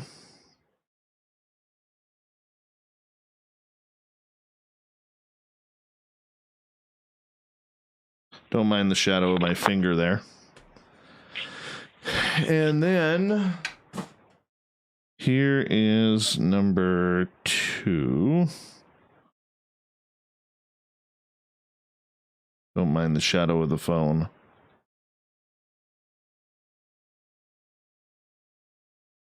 So what I'll do is I'll throw these in the remote viewing box, and then I'll let you know the results that we get. Okay, now number 2, just so you know, number 2 that I sent you, I had someone that same night draw something eerily similar with the same part of stuff unknown. Yeah, so they really wanted you to get that information. Yeah. What the hell it means, I don't know. Just want my flight. Yeah, that's so interesting. I know, don't we all, right? Yeah. Hop in your Merkaba. Yeah, right. Like I'm able to do that. Anyways, Fabster, no, I have not been probed by Carl and his friends. No. I have not been Whitleyed. Okay? It's not even funny to joke about. Well, maybe for some it is, but not for old Davy. I was just like, if you're going to probe me, can I at least get some upgrades? No, I mean, you know, if you're going to probe me, like, talk dirty to me, you know, like tease me a little bit. Call me a bitch, tweak my nipples, whatever you need to do. You know, like, just do something to get me excited about the process. No, none of that. None of that. I don't qualify for that. Anyways, Super Chat is open. We have the SOR Space Travelers available on our website for $5 a month. You can also do a little shopping at the SOR Vault. And do me a favor, hit that thumbs up, hit that subscribe button, and ring that bell thingy. I don't know what that is. Here comes the second half of the show. We passed the halfway point of Spaced Out Radio tonight. I am your host, Dave Scott. Sitting in the captain's chair of SOR headquarters, we welcome you to tonight's show. Want to remind you that if you missed portions of tonight's show or others, you can check out our free archives by going to youtube.com/Spaced Out Radio. Just do old Davey the favor, hit that subscribe button. Our website, spacedoutradio.com, where we have a plethora of features for you. Rock out to Bumblefoot and do a little reading at the SOR Newswire. Follow us on Twitter at Spaced Out Radio for the show, and our personal handle at Dave Scott SOR. Tonight we are talking with artist Heather Offord. She's amazing. Great artist, fantastic talent, and she's into remote viewing. She's into alien contact, paranormal, you name it. She's training for it. She's got the weights, the gym, the yoga that goes all along with this. Heather, welcome back. Thank you. You're welcome. Thank you so much for having me. You're welcome. Anyhow, I want to ask you this. Do you think that there is a tie between the spirits of paranormal, like ghosts and everything, and ET contact? Well, there's an interesting answer to this. So there's multiple things. So when we think about paranormal, there was some remote viewing that was done around floating objects where people were reporting that there was paranormal activity going on. And it was remote viewed, and it was found, well, there wasn't any ghosts or ETs there. It was almost always a person who was feeling oppressed, usually a child that is being oppressed by a parent, or a woman that is going through the mid-change of life. There is a type of oppression, and the energy was shooting out, and it was expressing itself as levitating objects. And so there is, sometimes it's something like that. Other times there is other aspects. I mean, there are a lot of beings that are around us and about us. Just because I like to say that, you know, when we die, we take off our coat and we do a wardrobe change. We go and we put on another coat. And whatever coat we put on after that is going to be a coat that is suitable for that world or that dimension or that dimensional consciousness that we're going to go into. And so there are beings that we share space with that maybe don't have an earth suit. And that's okay. Maybe they lived on the earth at one time. And so to define ourselves more truthfully, I would say we're beings. And right now we are in human bodies, but there's many other different types of beings around us. And there is an awful lot of paranormal things that some are explained, some are not explained. And so trying to gain a foothold in the field of the paranormal, I think we need hard scientific measures and we need integrity in the process to really figure out what something is. Why is this thing going on? Is it really going on? Is this a story that someone's saying? So that's why I love remote viewing, is we can really get to the heart and the truth of all paranormal things going on. Mm-hmm. Do you believe, though, that everybody can do this? You know, because that's the great debate. Absolutely. Okay, so why is that? Why do you believe that? So, think of your body as a bunch of little antenna. Okay, and so your body is antenna, and they're all sensing information. They're all picking up information. You could call it a gut feeling. You could call it emotions, sensing, hearing, tasting. We all have these innate senses. Every person can sense. However, when we're born, we're not taught to develop these senses. And so people that do it, you know, some people have integrity with it and some people don't. But how do we know, right? So if we go to a psychic, how do we know that that psychic is telling the truth? If someone reads our aura, how do we know if they're just making up a bunch of bullcrap and want $10 from us? So the thing I love about remote viewing is it brings integrity to the process. We can find the truth of all things in this because, after all, every remote viewing that you do is blind. And you can do a remote viewing report multiple times and you can overlay the data, and the data should be consistent if you're getting accurate results. So I think that there is a myth that is in society, and that is that there's only a special few that can do this. And it's kept kind of this idea of elitism that only some people can do this because they're special. Now, yeah, there are some people that can jump on a bike and they can ride it really well. They're going to be naturals at it. And I've identified what those things are. So, for example, if you're good at meditation and withholding thought, remote viewing is going to come easier to you. If you are not judgmental towards others and yourself, remote viewing is going to come easier to you in that aspect. And also, if you've done work on yourself to get rid of your ego, because what is your ego? It's identification. So if you've worked on yourself in those three things, and also creativity. If you're a musician, if you're an artist, if you're a dancer, if you're good at letting energy flow through you, you're going to be more natural at remote viewing. And so I found that those first three that I mentioned are hang-ups that I train students to get through. Get in that meditative state with no thought, remove any judgments, and get rid of the ego. Those are the three things that hold people back. Now, some people have developed themselves really well in these areas already. And so when they step into remote viewing, they just take off. They fly like a kite. They're already up there. Other people, they might be struggling because they don't meditate and they have a hard time getting the thoughts in their mind under control. And so every single person can do this, but it might be harder for some than others because they have to work on other aspects of themselves, because as we remote view, we're also remote viewing through aspects of our personality. I got to ask you about one of your paintings, because as I've been listening to you talk, I was kind of scrolling through your artwork on your website, okay, which is heatherofford.com, and you have a piece called Soulmates. Yeah. Did you mean to paint the faces in that? Because I'm looking at this and I see 4 faces in the in the magnifying glass. I see an alien right off the bat, lower-eyed gray, and then right above that there's a face staring right at you, and then there's one looking to the left and one looking to the right.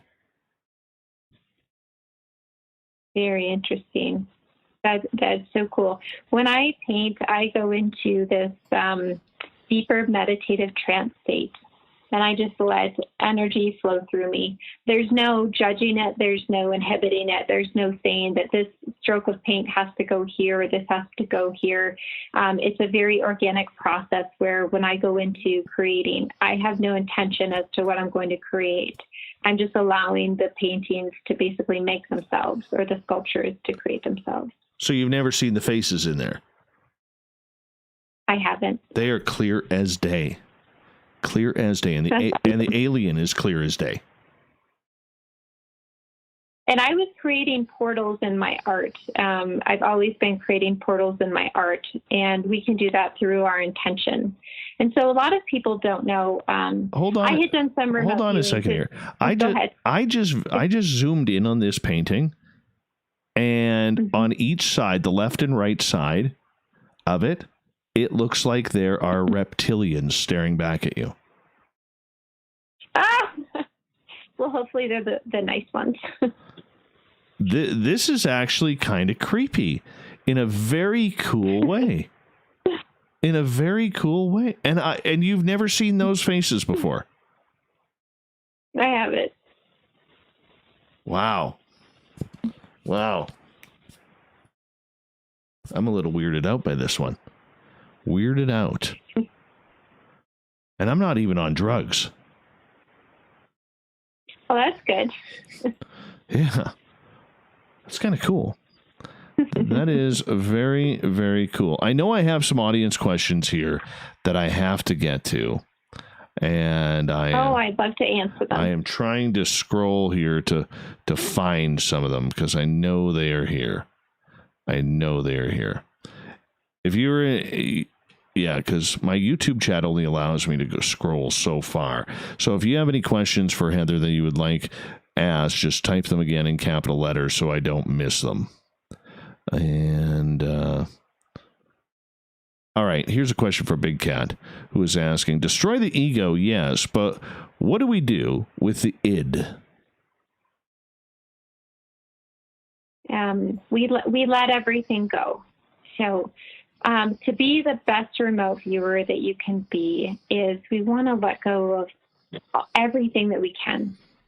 Every shred of who you think you are, where you think you are, when you think you are. Let go of every little shred and become nothing. That's what we do in the meditation. We go into what we call the void. So we go into the void, we drop all identifications.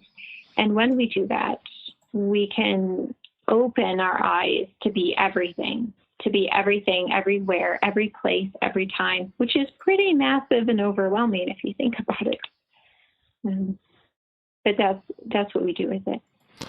That is interesting. So getting back to your own ET contact, the relationship you have with these extraterrestrials and the different species, have they all been, lifelong, or have you met some along the path as well? I've met some along the path as well. And there was a very large aspect of myself that was in denial about a lot of things. And my real breakthrough was after I had found the world's largest study on precognition at Northwestern University, had done some telepathy testing and clairvoyance testing that led me to the remote viewing training. And the remote viewing training, it really solidified that I needed to get my butt out of denial, and that these things were real, they were happening, and it was proven to me scientifically over and over again. And so I had to face the truth of what was happening. And so my heart really opened, my mind opened. And And I let go of fear that was holding me back. Because if we have something that challenges our idea of reality, and if you're a person that's living and believing, well, okay, there's not aliens in the world, maybe they're just angels, but that might fit into a certain religious construct that you're holding. And so really what remote viewing does is it helps you peel away all the layers. It's not really adding on to anything. It's helping you remove all these things that you've just started to add on to yourself. Get to the truth, a higher level of consciousness, a higher level of truth, deeper reality rather than perception. Understandable. Some questions coming in. This leads to Michael's question about your thoughts on the usage of ayahuasca or other DMT in order to get to that level of spirituality and contact. Mm-hmm. So my personal recommendations are, it's going to be unique and up to you. So for myself, I've never done any of that stuff. I just have no interest in it personally, but I know people that have done it and that have done ayahuasca and they've had extraordinary experiences. And I know people that have done it and had really bad experiences. So I really feel like, I think that it's an individual choice for each person, but I do know that there happens to be certain spirits and entities that can be attached to different types of drugs that maybe you don't really want to mess with. So I wouldn't recommend it. There is other things that I would recommend instead. If you want to get to that place, there are safer and more effective ways to do things. So number one, monatomic gold ormus. That is going to create a whole brain coherence. I would absolutely recommend doing that. Number two, get yourself some infrared light. Why? Because if you're trying to get into that sensing zone, you need to charge up your cells. So infrared light. Number three, binaural beats and theta zone, theta brainwaves, binaural beats. Why? Because that brings your brain into the coherence level that you want it to be at, to clear your mind and to go into that relaxed state. Also, magnesium, multiple B vitamins. There's flower essence such as Serato, which are helped to aid in intuition. So I've had this question come up to me a lot, and other things like, I don't know if you're familiar with going into deprivation, so a sensory deprivation room, where there's no sound, there's no light. You go in there for a few days, there's no talking, there's no phone, it's black, completely black. That's going to naturally raise your DMT.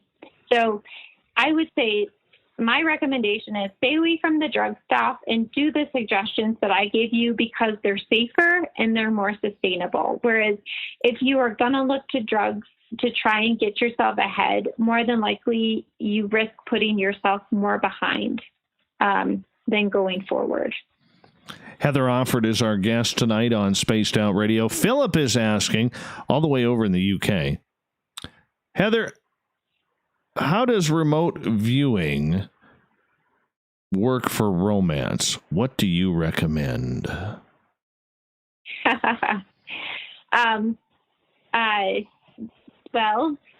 There's a lot of different ways we could answer this. Are you interested in remote viewing your future husband or future wife? Are you interested in learning about astral sex, or what is your curiosity? So there's a lot of information that can be found around that.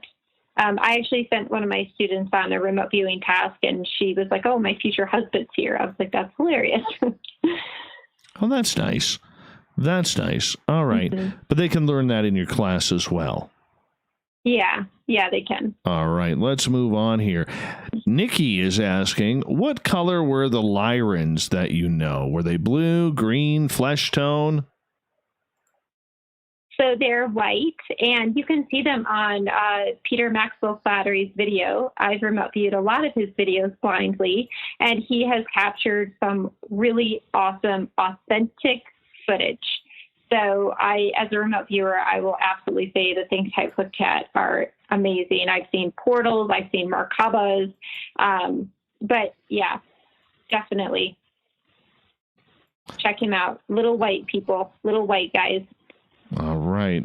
Let's see what else we got for questions here. Kat is asking, where can we learn to remote view? Where can you send us?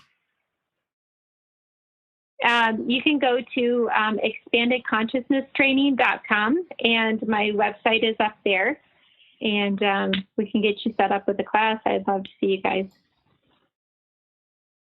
All right, let's move on here. Brutus, evening Brutus, is asking, do you think Bigfoot can connect with me psychically from great distances? I thought of one in particular who is about 180 miles away last I checked. I haven't visited that area for several years. Absolutely.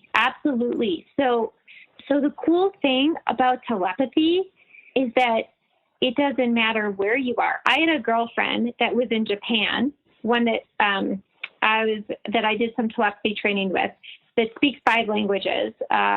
One of the languages she speaks is Russian, and she was sending me this telepathic information via remote viewing tag, and she was reading an article that was in Russian, and when I did the remote viewing, I had the full interpretation in English. She was in Japan. I was in Chicago, so distance has no matter in terms of telepathy. It is completely instant. It moves at the speed of light, if not faster. So you absolutely can be communicating with that Bigfoot, and they do communicate telepathically as well. So you probably are talking to them. All right. Peanut Butter Rolls wants to know if you could name one time remote viewing has been proven. He is skeptical of this, as many people are. How do you know it works for you?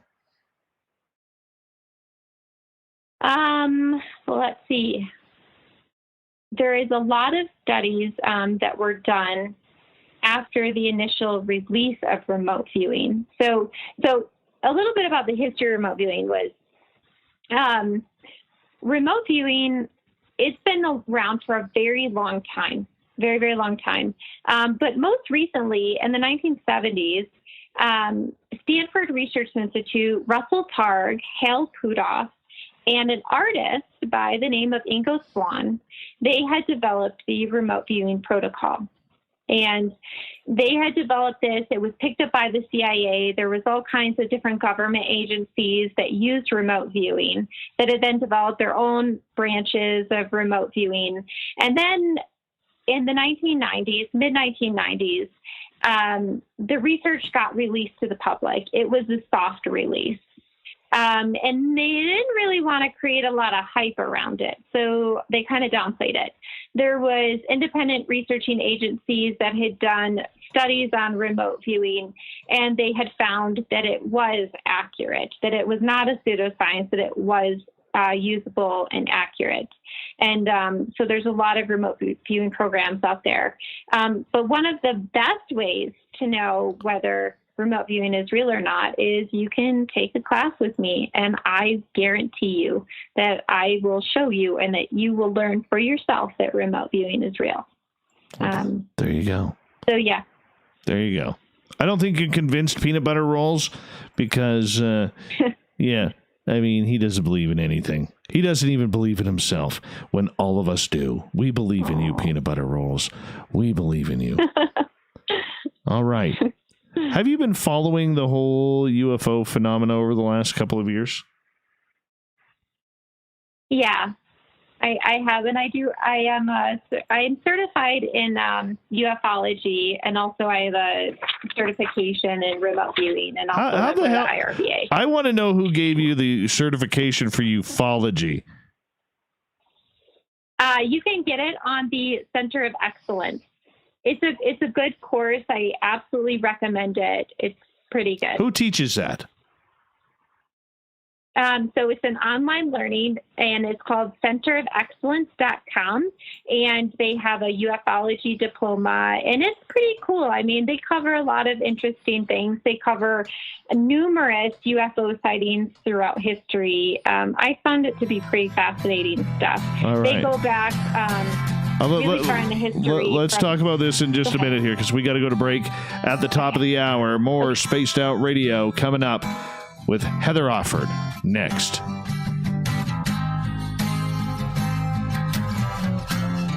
All right, I'm going to be right back. I'm just going to run my dogs outside, okay? All right, sounds good. All right, here we go. For the price of 1 cup of coffee a month, you can become an SOR Space Traveler. The Space Travelers Club is a place where you can interact with other listeners, either live during the show or on our great forum. We want your stories, pictures, comments, and ideas. You'll get live video streams, exclusive content, and be a part of our newsletter. Stay in touch with everything SOR. The Space Travelers Club is just $5 a month at spacedoutradio.com. Hey everyone, I'm John Edwards. And I'm Stacey Edwards. Together, we're taking over Saturday nights on Spaced Out Radio, where we're going to bring our own experiences of the paranormal and talk to the best people we can find to help bring you answers to your strange tales. We're here to entertain your need for weekend. Woo! So tune us in at spacedoutradio.com starting at 9:06 Pacific, 12:06 a.m. Eastern, where we can all get a little spooky together. Spaced Out Saturday nights right here at spacedoutradio.com. The party is always on at the Moose Vancouver. The Moose Vancouver is where you want to be when visiting Canada's West Coast. Open until 2 a.m. nightly, the Moose cranks up the rock while serving some of the best rated food in the city. The menu starts at $6.95. Why party anywhere else in Vancouver when the Moose is right there? Get your horns up and rock with the Moose, the official party bar of Spaced Out Radio. Hey, space travelers, this is John Resig, founder of the Chive and Chive Charities. If you know anything about our website, you know we like to do things a little differently. We're not some faceless organization collecting money for a nebulous cause. Our donor dollars go directly toward life-improving items. Then we give those items directly to an underdog who needs it most. To become a donor with Spaced Out Radio's official charity, Chive Charities, just go to chivecharities.org/donate. We are scouring the world for the most intriguing stories of your day. Take the time to read up on the SOR Newswire, where our team, led by Captain Shirk, will deliver to you some of the best paranormal and supernatural news, along with some stories that will blow your mind from the weird to the wacky. It's the news outside the news that piques interest, and that's what we're looking to deliver to you. The SOR Newswire, only at spacedoutradio.com. Hi there, this is the paranormal lawyer Michael W. Hall. I'd like to invite you to listen in each Sunday night where we're going to open up your eyes to everything strange and paranormal. I will be hosting some great guests with topics that affect us all, such as UFOs, ghosts, and everything paranormal. Let's learn together on Spaced Out Radio Sunday with myself, Michael W. Hall, the paranormal lawyer at spacedoutradio.com. We all know on Spaced Out Radio we love a good beard and mustache, so why not take care of your facial hair with Mighty Moose Beard Oil? Made in Canada, we're taking care of beards and stashes around the world. We use 100% natural ingredients with our oils and balms to make your whiskers feel silky smooth. Use promo code SOR2019 at mightymoosebeard.com today.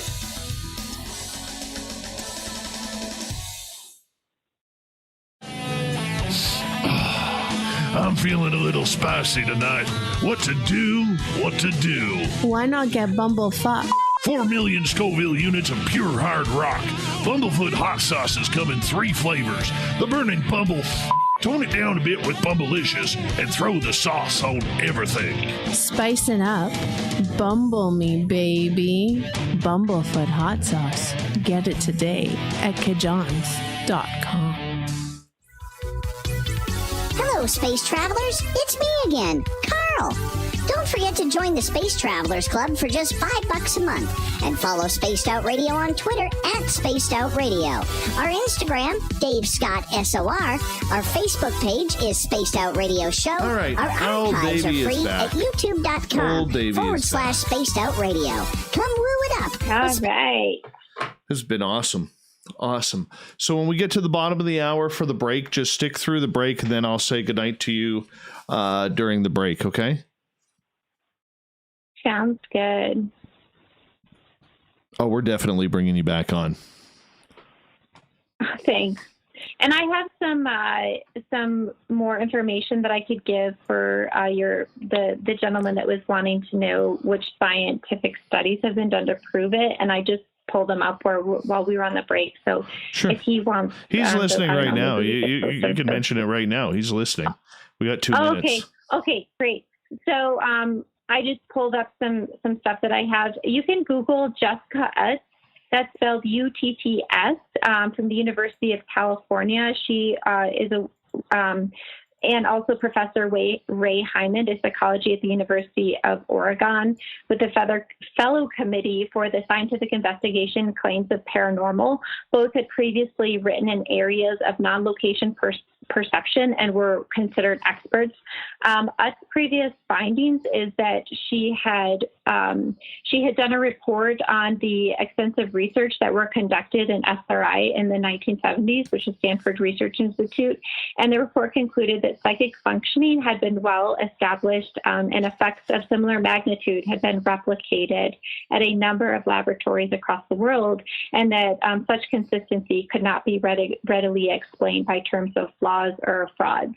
But that's just one study. There's actually been quite a few that have proven remote viewing.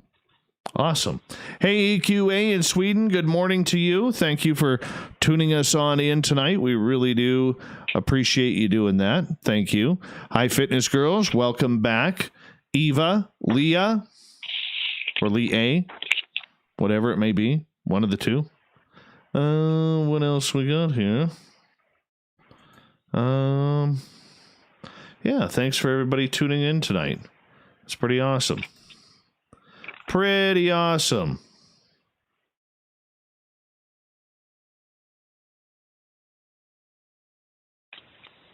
All right. Hey, Chris Mo, good to have you here.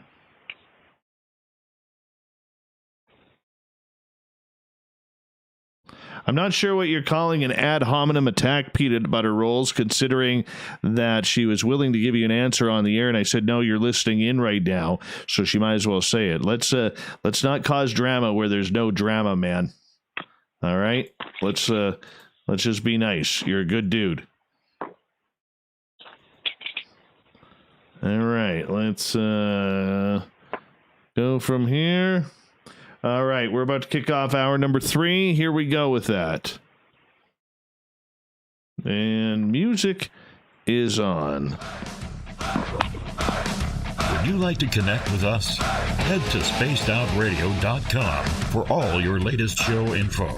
Now, back to Dave Scott and SOR. Here we go with the third and final hour of Spaced Out Radio tonight. I am your host, Dave Scott. Thank you so much for tuning us on in. We appreciate everybody listening in on our terrestrial affiliates across North America and on the digital side on TalkStream Live and Revolution Radio.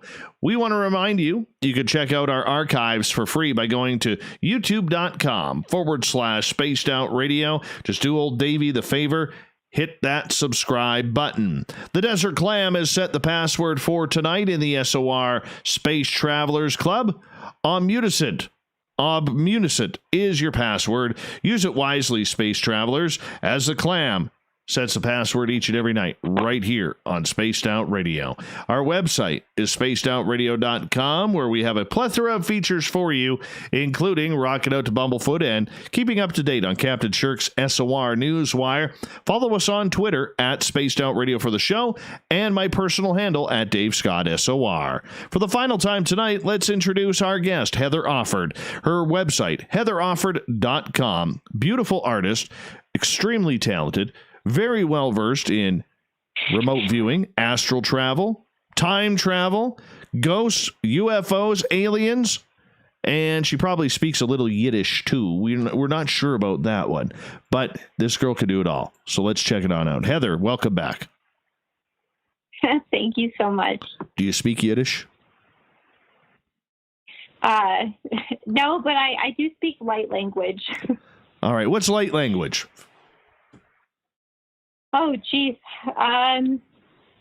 You could think of it as speaking a language that really isn't constructed in the mind. It's more of something that comes from within. All right. Earlier in the show, you talked about premonitions. You had a lot of premonitions as a child and going forward for a lot of people who may not have experienced that. What's that like? Well, I think it depends on the individual, how their family maybe receives that, or there can even be religious overtones to, what religion, family, or culture that you're born into, how they're going to interpret that kind of information. If you're born into a Christian family, they might be like, okay, well, she's prophetic, or they might be like, oh, that's the devil. There can be fear around it, but there can also be love and acceptance. My personal experience with it was I didn't understand that other people didn't have that. To me, I didn't know any different. And I learned that sometimes sharing things were just needed to have discernment and wisdom, because not everything that you see is meant to be shared, and not everything that you see you can even change. So sometimes you can see something, maybe you don't really like it, and you try and change it, and then you just realize you can't. So premonitions are a pretty interesting thing. All right. So can you create them to happen, or are they just natural? For me, they just come naturally. I haven't really figured out an on-off button for them, but remote viewing helps tremendously, because if there's something that I want to know about, I can make a remote viewing task, throw it in my box, and eventually I'll get around to remote viewing it when I have, no idea what it is, because I have to be blind to the remote viewing. You can never remote view knowing what it is. So that does give me a construct or an outlet to be able to kind of access that. Okay, so whether it's remote viewing, astral travel, telepathy, whatever it may be, I have to ask you, how do you know, and I mean this with all due respect, that it isn't just imagination, that it's actually true contact? So, for example, if I gave you an eight digit number, and I said, hey, Dave, I want you to write down on a piece of paper everything that you're sensing, right? And so you write it all down, you spend the hour, you do the report, you're in this meditative state. And then when you're done, I say, okay, pencils down. All right, you're going to give me your report, and I'm going to show you what the directive was that's attached to that 8-digit number. And so say, for example, I sent you to Cheese Friends, and your report says, oh, there's these little white guys. They like to eat. They make stuff. They're really funny. They're short. And you're describing that, and that's what the objective is. Yeah, I mean, you definitely make contact. And then there's other ways that I could give you, before I would send you there, I would probably give you a lot of hard targets to establish accuracy. So maybe I would have you watch a video of, whales swimming in the ocean, and you would have to draw a picture and write a description of whales swimming in the ocean. And so I like to train students on hard targets first and then go to soft targets later. A soft target would be an alien. And so, there's going to be a point in your remote viewing that your own mind is going to be blown, and you're going to be like, holy crap, how did I get this? And again, The 8-digit number is just something that we make up, because what that number does is it serves as an arrow to point your consciousness to say, hey, Dave, go look at that thing over there. Well, your mind doesn't know what it's going to look at, but there's an arrow, an invisible arrow, we'll say, that's in those 8-digit numbers. And that'll direct your consciousness to that experience. And you will get hard feedback to see where you're accurate, where you're not accurate. Did you make something up? So if your target was to look at whales or to look at aliens, I'm going to know based on your description, and you're going to know based on your description right there, the rubber meets the road. You're going to see where your accuracy lies. And you know what? It's okay if it's not perfect first, because that's why we practice, so that we can do it consistently, so that we can build that accuracy and we can build that inner trust and familiarity in ourselves. So, how do you know what heat feels like? When you were born, you're like, well, heat, cold, through experience. So you experienced it. Now you can identify it. You know what that feels like. You can explain it. If I put an ice cube on your hand, even if your eyes are closed, you're going to be like, well, that's something cold on my hand. So that's what we do, is we train people to develop the sensing abilities that are already within them. And the consistency of results will build your confidence, and you're going to get graded very, very, very hard to see where your accuracy really is. So there's really no room for confabulation.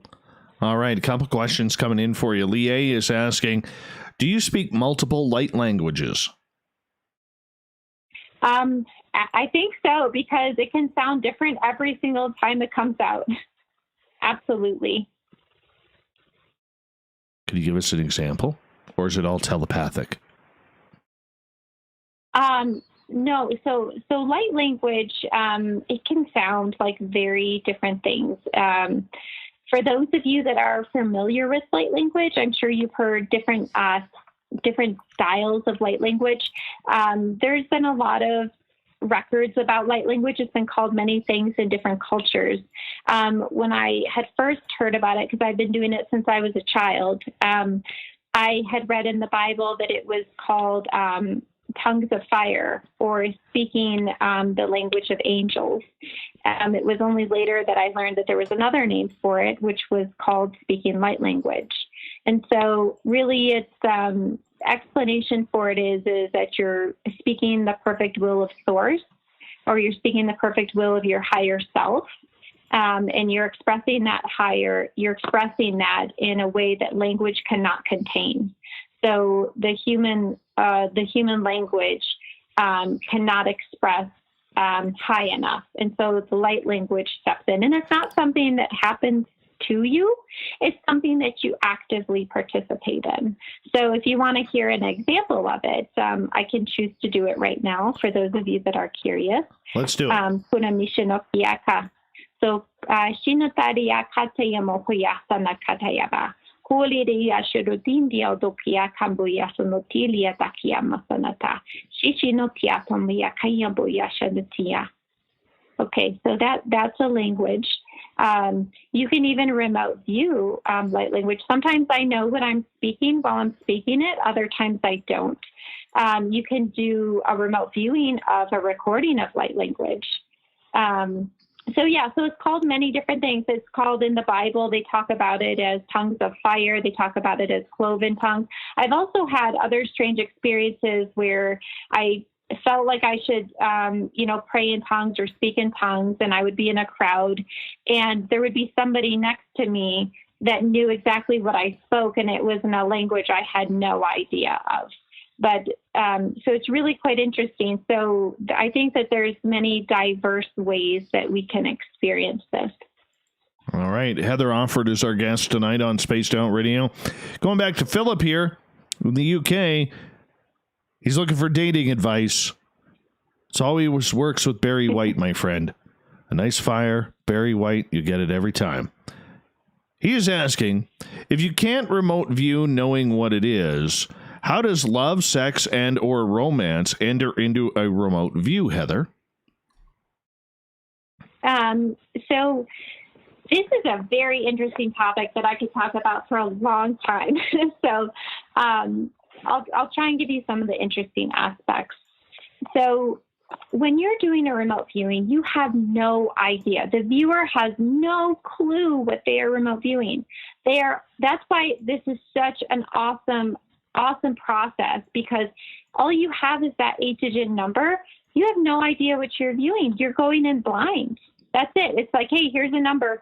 Go do your psychic sensing training that I taught you, and you're going to come forth with a report. You totally don't know what you're attaching to, but obviously there's a trust there, right? So say, for example, if I was your tasker and say we were friends and you were like, oh, I really want to try this or do that.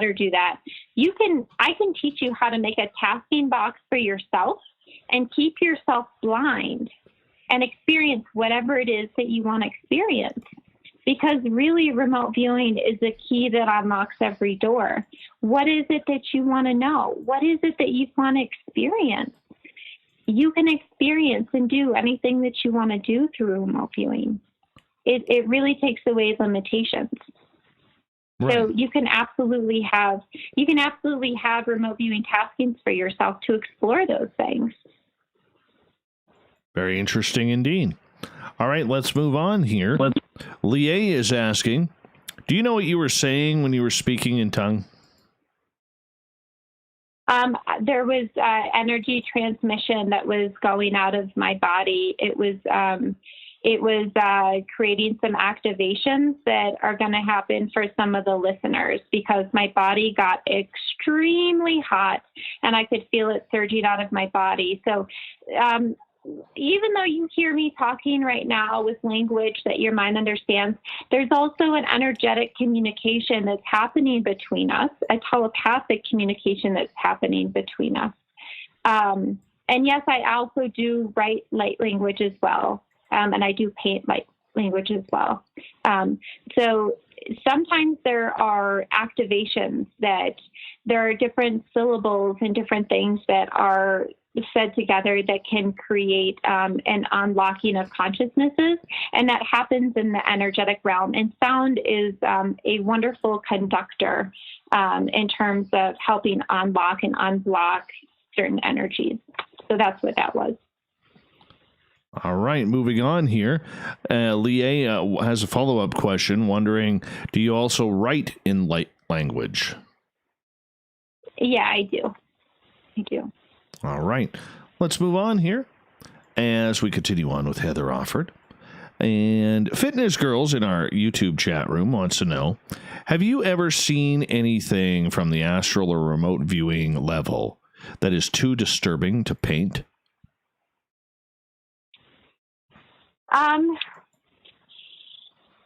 Absolutely. I had an incident where so here's another a short ET contact story. I was called to this group to help a group, and there was energy healing. It was said to be energy healing that was going on, but what it really was possession. And so people were being primed for possession, and being clairvoyant. It was kind of scary to see that stuff. And I really had to keep myself in check and keep myself in neutrality and not place any judgment on those darker beings that were engaging in possession, that were doing this energy, so-called energy healing on people. But what they were doing was disrupting their energetic fields. They were placing energetic implants to lower vibrations so that these darker entities could come closer and closer and closer into an individual to influence them. That is something I would not want to paint ever. I was really glad when I did my part that I was called to do, and I was very happy to leave. So I don't have any judgment for those beings. The way that I see it is that we are all, the way I see it is beings that you see as light, they are maybe farther along in their evolutionary process of consciousness and they have become enlightened. And there's other beings that are maybe more dense and maybe darker. And those beings, they're on their evolutionary path. And who would I be to judge them as bad? Because just like myself, I've lived many, many, many lifetimes, and I'm along on my evolutionary path of enlightenment. And so I wouldn't judge someone that is, on their path. And so I had to stand in neutrality in that situation. But I absolutely would not paint that. But yes, I've seen things that are, not fun necessarily to watch, because it was very sad to watch individuals that thought they were getting an energy healing and they were actually getting primed for possession. It was very difficult to watch. But at the same time, I had to remind myself that possession happens, and people have soul contracts for possessions with those entities and individuals. There was fallen angelics, there was reptilians, and they were bringing in a fear vibration into well-intended light workers so that they could infiltrate them. They were placing these things in their aura that would bring their vibration lower. So possession is something, it's kind of like having like an abusive boyfriend. It breaks you down slowly over time, and then those beings get real close to you and they bring you down real low. So yeah, there's scary stuff that I've seen, but I try not to think about it or focus on it. And I just try not to judge it also, because it's really not my place to judge what those contracts are. So do you believe then any type of haunting or possession is a soul contract? It absolutely is. Yeah, it 100% is. So when we're filling out that menu card before we come into life and we say, I'm going to experience this, and this, and this, there's a contract on there. And so there was some people that I could come and I could help get out of that situation. And I could see, because I could tell those people had lights above their heads. And there was people that I was not to interfere with, that they were on their path and that was what they were going to do. Frustrating? No, not frustrating. I just had to stay in neutrality. And I had some dreams, of course, some dreams preparing me for this ahead of time. I had what one might call a nightmare, where there was a possessed man. It was a demonically possessed man broke in my house, and I was like trying to beat him with a rubber axe. And I woke up in a sweat and I was freaking out. So then I centered myself and I said, this is not the highest perspective. I need to see this through the eyes of source. Let me try this again. And I went back into it. And then instead, this possessed man that was trying to break into my house, I saw him as something that I created. I saw him through the eyes of the creator. And I saw the being that was attached to him. And there wasn't any fear in me then. And I walked up to this being and the entity attached to him, and I hugged him and I walked him into the light. And so when we're standing in our connection with source and we're standing in love, we don't need any weapons. We're protected in that love field. And so I had preparation training before going into dealing with this instance. We only have no judgment. We only have a couple minutes left with you tonight, and I want to say thank you so much for coming on the show and filling us in and being a part of what we do here on a nightly basis here on Spaced Out Radio. I would like to look at your courses here. How does one sign up for your courses? Where do they find more information? So if you go to expandedconsciousnesstraining.com, you'll see a bunch of courses on there. There's a foundation course, a beginner course that you can start with, and we'll get you remote viewing, and we'll teach you the remote viewing structure right away. And then we can just build up from there. How long does it take? Oh, you can learn it in a day. Well, that's kind of cool. How many people are in your classes? Yeah. It depends. Sometimes as many as like 60, sometimes 12. So quite a bit. It's very popular. Yeah, it can be for sure.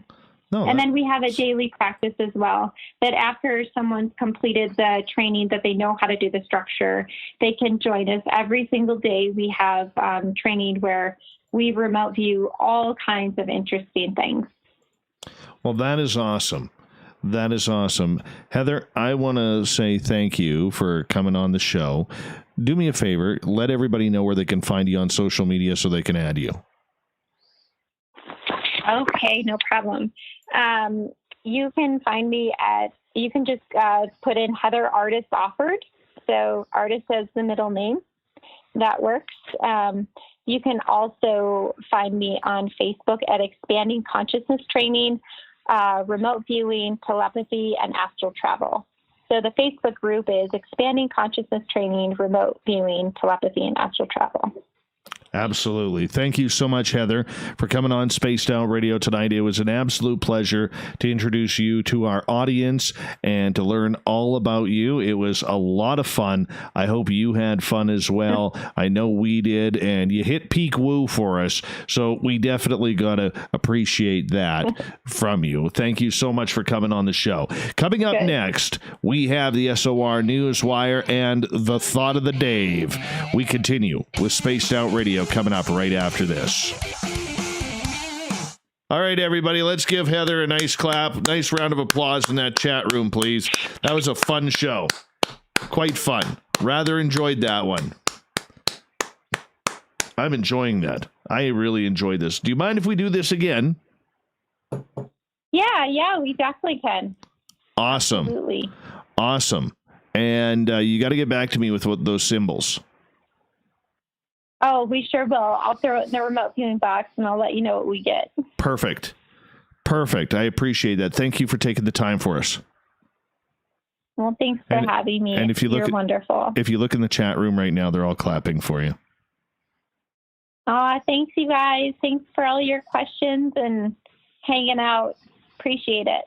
All right, Heather, we'll let you get to sleep. Enjoy Utah and enjoy the mountains and everything that goes along with it. I've never been there, so it's Utah. Go look for the Skinwalker Ranch or something. Well, thank you, and you have a great night. All right, take care. Good night. All right, bye-bye. She was awesome. I really enjoyed that. Easy to talk to. You know, that was a good interview. Everybody. That was a lot of fun. You may not agreed with what she said. There was a couple things I was like, really? Come on. But I really enjoyed that tonight. Really enjoyed that. That was a lot of fun. Michael, you're still up because you're hopped up on your cherry Pepsi. That's what it is. You're hopped up on the cherry Pepsi, man.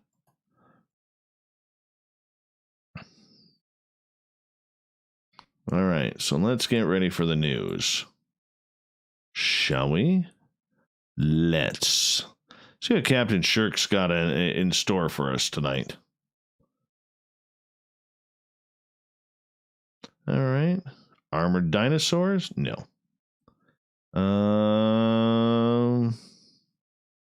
Yeah, let's go there. And let's continue. Insane video. Oh yeah, we're doing that one. That's totally our style. All right, moving on. Nope. All right, we'll do this one. Let's see here. Scrolling. That's an interesting article right there.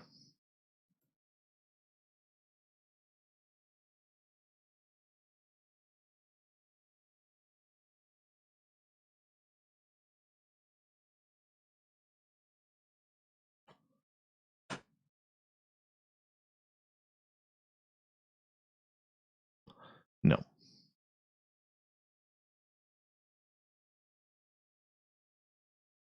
Oh, yeah, we're doing that one. That's a good one. Mm-hmm.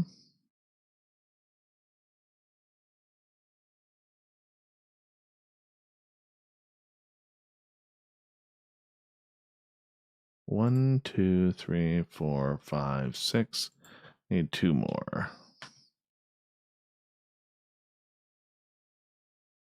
Well, let's find a Canadian story now. All right. Mute site. I always got to make sure all the sites are muted. So that way we don't get into any trouble with pop-up ads. All right.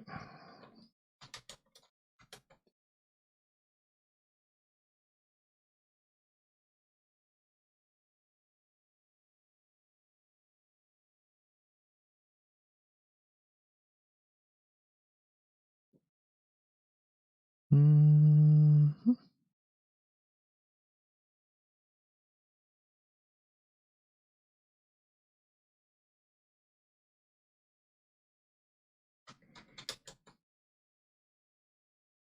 Let's check out here.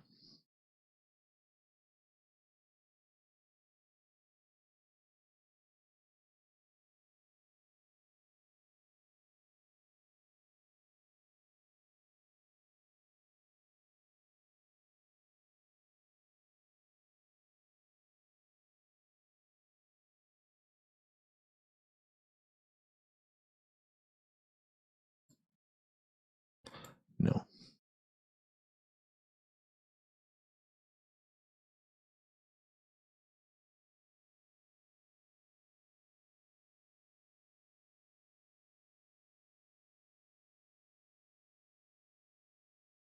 It's nice that Huffington Post is up to date on their weird Canadian news from like 2016.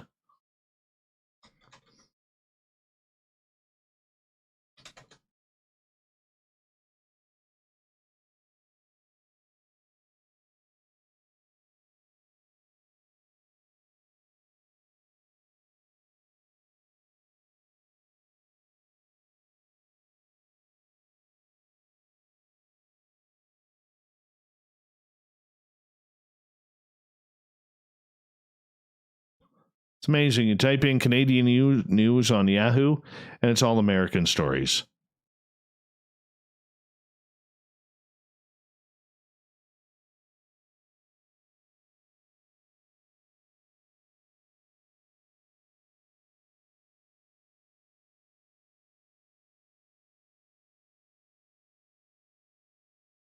Don't get it.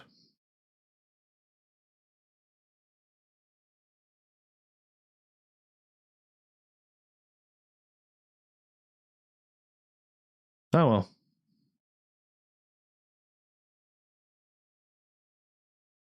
Let's just run with it. Let's just run with it. Here we go. Don't get this. Some BS in here.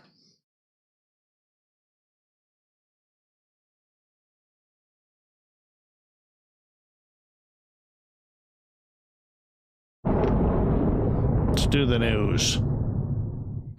Here we go.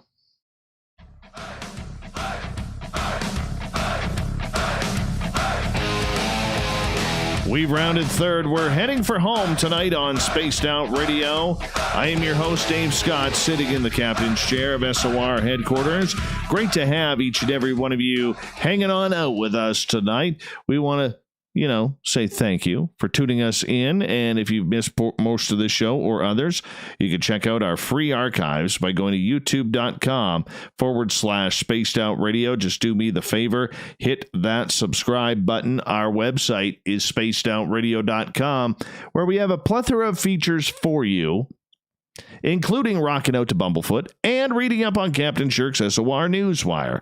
Follow us on Twitter at Spaced Out Radio for the show, and my personal handle at Dave Scott SOR. Speaking of the news,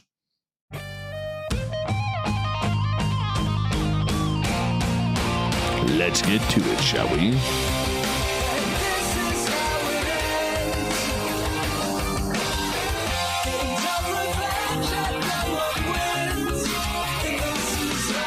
The news is always changing, which is why we bring you the SOR Newswire at the back end of every show, where we get to the weird, the strange, the wacky, and sometimes a little bit odd. Yeah. This summer, for the first time, genetically modified mosquitoes could be released in the United States. Why? Oh, I guess we're about to find out. On May 1st, the company Oxitec received an experimental use permit from the U.S. Environmental Protection Agency to release millions of GM mosquitoes. So great, they work for General Motors. Every week over the next 2 years in Florida and Texas, females of these mosquito species transmit dengue, chikungunya, yellow fever, and Zika virus. Are you kidding me? When these lab-bred GM males are released and mate with the wild females, their female offspring die. Continual large-scale releases of these GM males should eventually cause a temporary collapse of a wild population.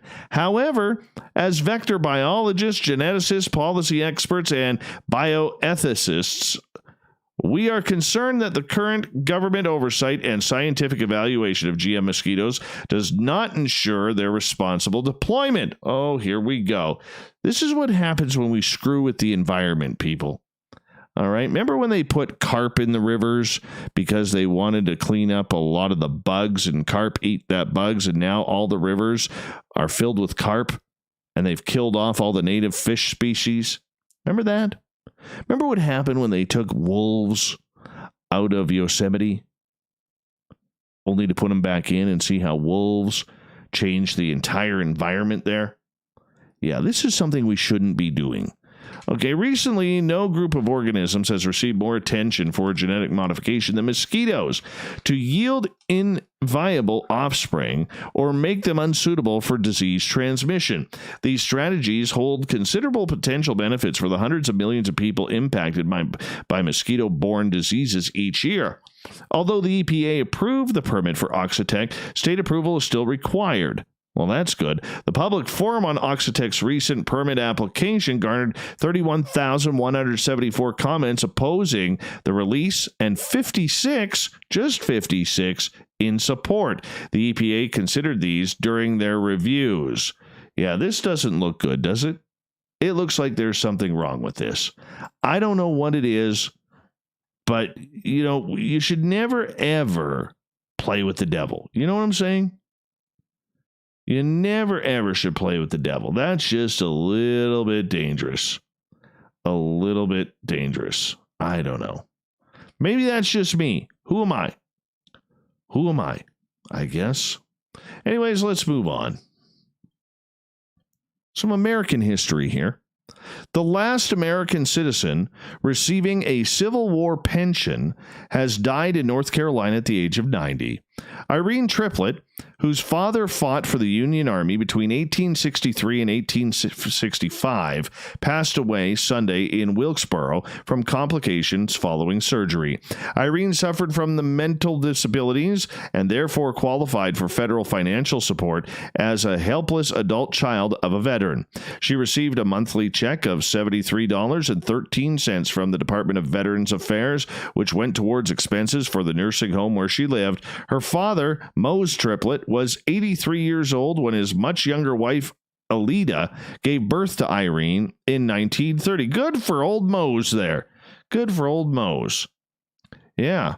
Anyways, Irene grew up in poverty in the Appalachians of North Carolina and never learned to read or write. She became hooked on tobacco at the age of 7 and left school in the 6th grade. In an interview with the Washington Post in 2014, she revealed she was teased by her peers about her father, who was dubbed a traitor because he had defected from the Confederate Army to the Union Army partway through the Civil War. Mose Triplett initially enlisted with North Carolina's Infantry Regiment in 1862 at just age 16. However, he fell ill while his regiment was headed to Gettysburg, and he was subsequently hospitalized in Virginia. He later met a daring escape after his regiment suffered losses during the Battle of Gettysburg, and he enlisted with the Union in 1864 at age 21. He went on to marry his first wife, Mary Watson, in 1880 before she died in 1923. Okay, so a year later, at the age of 78, he tied the knot to 28-year-old Alida Hall. They welcomed Irene in 1930. In a 2014 interview with The Record, Irene revealed that she did not discuss the Civil War with her elderly father before he died. He would never talk about it. She said Irene has been receiving her Civil War pension since the mid-1950s. She has spent more than half a century in nursing homes due to her disability. However, in recent years, she has been visited by journalists and historians eager to hear more about her life as a daughter of a Civil War soldier. One Civil War buff told the Washington Post, "She is a part of history. You're talking to somebody whose father was in the Civil War, which is mind-bending. There are now very few Americans alive with direct connection to the Civil War. The last Civil War veteran, Albert Wilson, died in 1956 at age 109. A Mexican senator was allegedly caught topless during a government video meeting last week after getting changed in front of the camera without even realizing that it was on. Yeah, the incident occurred during an official meeting on Zoom, a measure taken by the Mexican government during the coronavirus pandemic to avoid unnecessary risks of contagion. Martha Lucia Miche has now issued an apology for her mistake, blaming it on her lack of tech knowledge. According to local media, the meeting was attended by at least 15 senators from the left-wing National Regeneration Movement political party who convened with the governor of the Bank of Mexico and press representatives.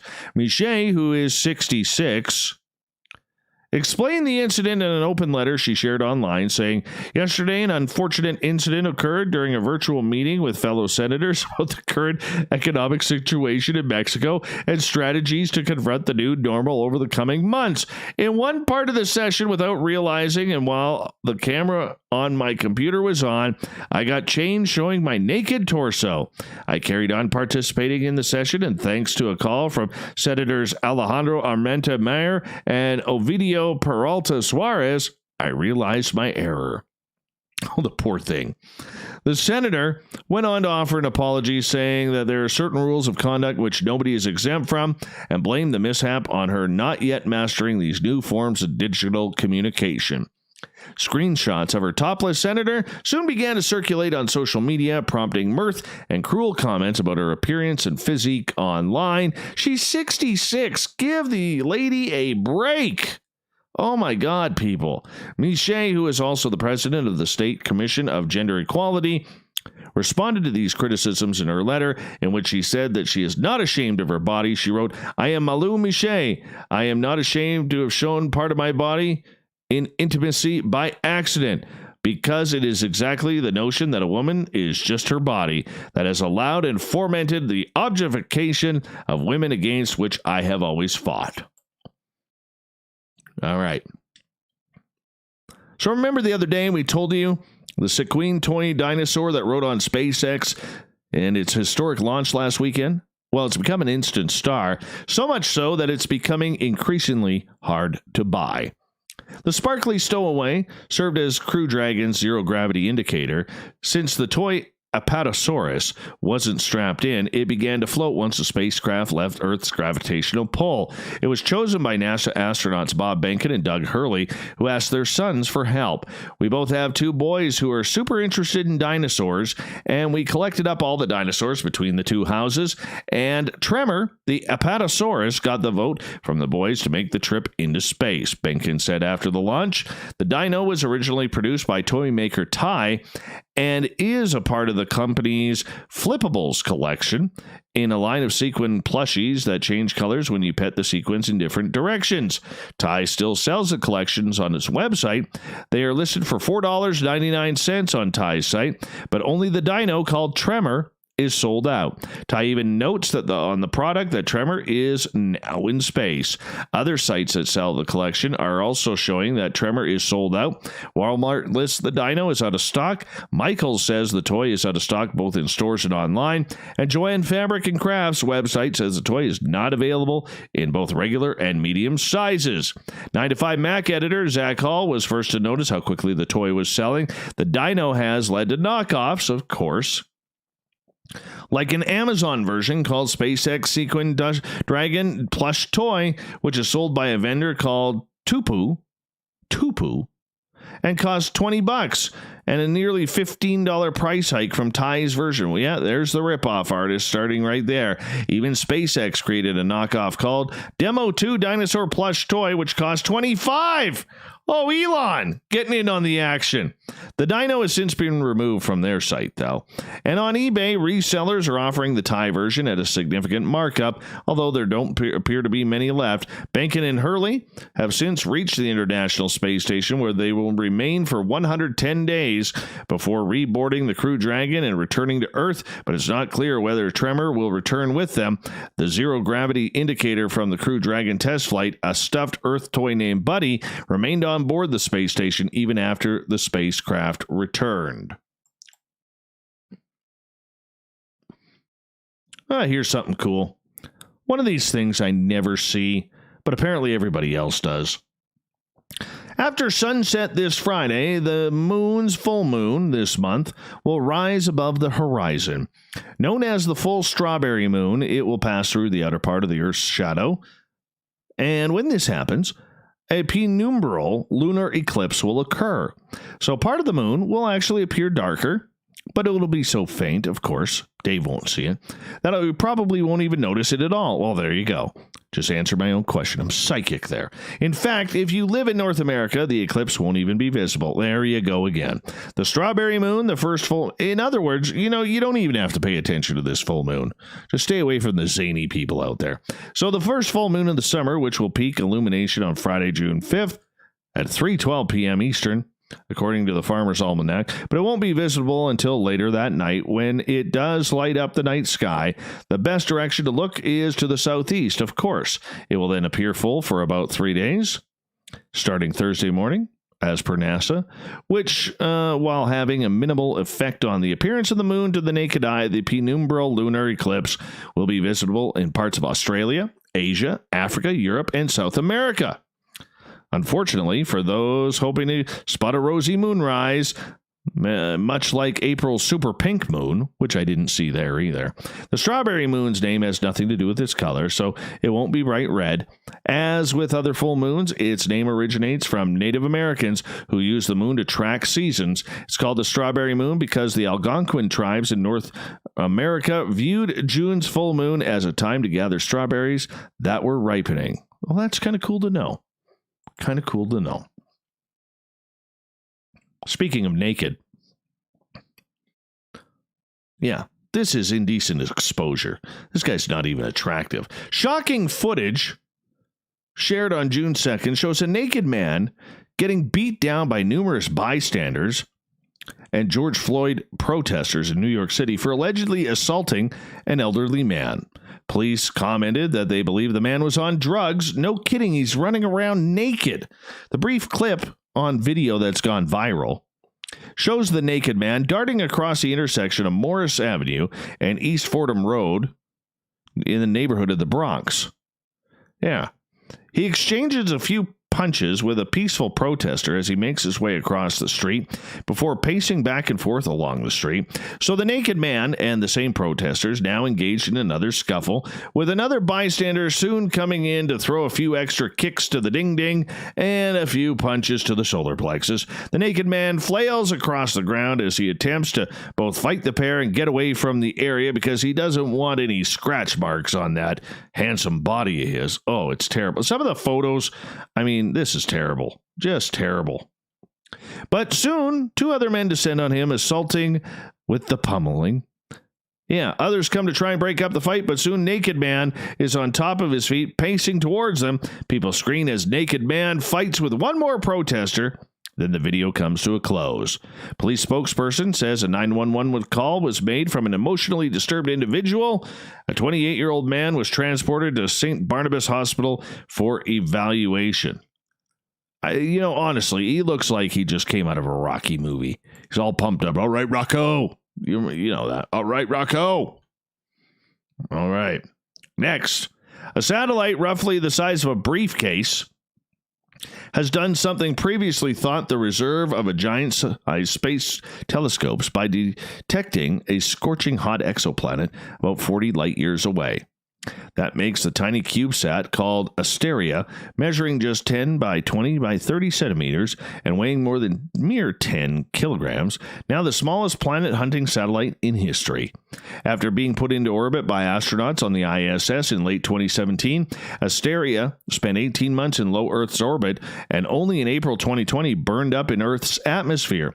Scientists lost contact with it in 2019. However, before her demise, it was able to detect 55 Cancer E, a planet about twice the size of Earth, and thought to have an interior made of a diamond. Oh, yeah. That planet needs some freedom, according to the De Beers family. Yeah. Now, short for Arc Second Space Telescope Enabling Research in Astrophysics, Asteria was a technology demonstration mission by NASA's Jet Propulsion Laboratory and MIT to see if such a small telescope on a small satellite could stay extremely steadily focused on a star for long periods. Guess what? It worked. And with that, let's get to the thought of the day.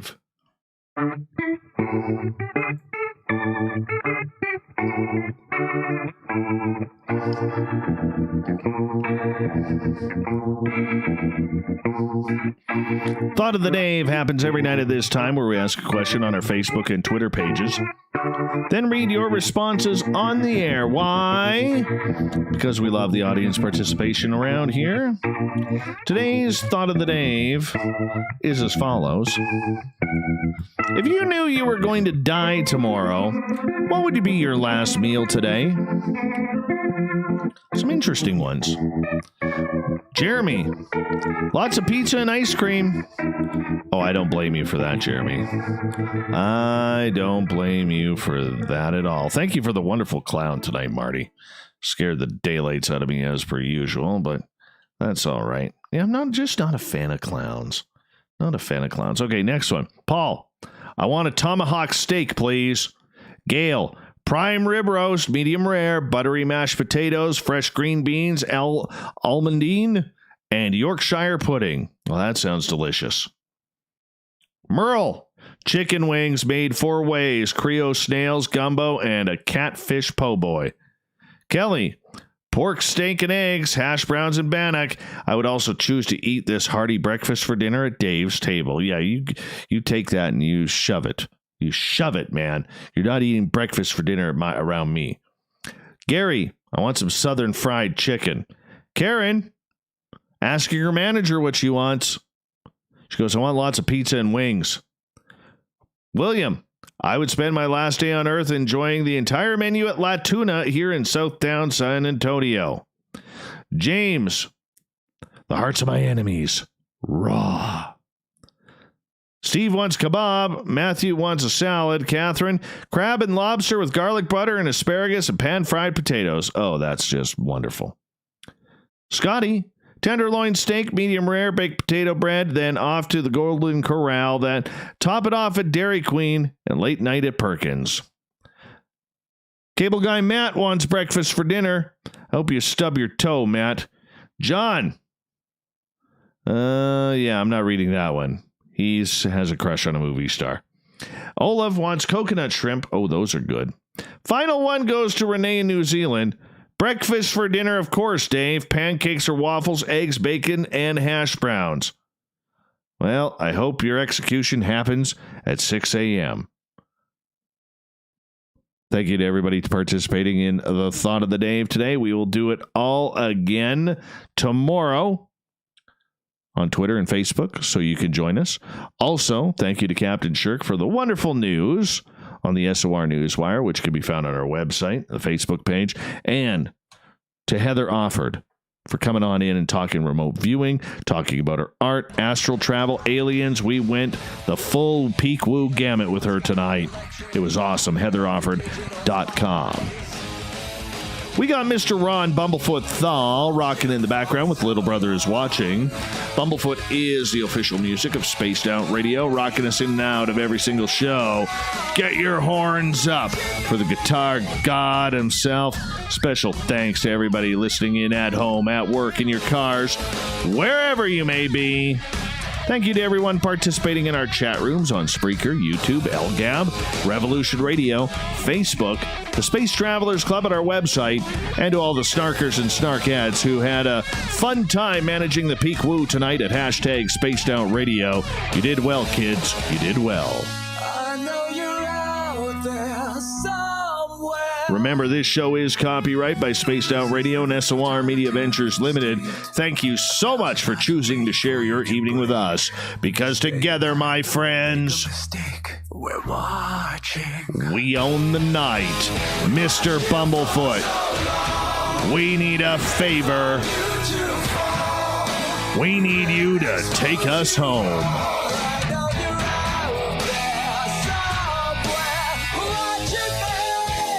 Remember, everybody, the Woo train may be parked for tonight, but we're going to fire it up tomorrow. Your seat is always available. Your ticket never expires. Come join us. We'll be waiting for you. Good night.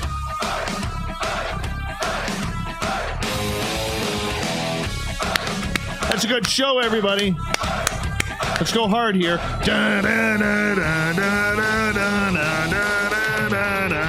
Thanks, Mr. B. Thank you, Mr. B. Thank you. Thank you, Mr. B.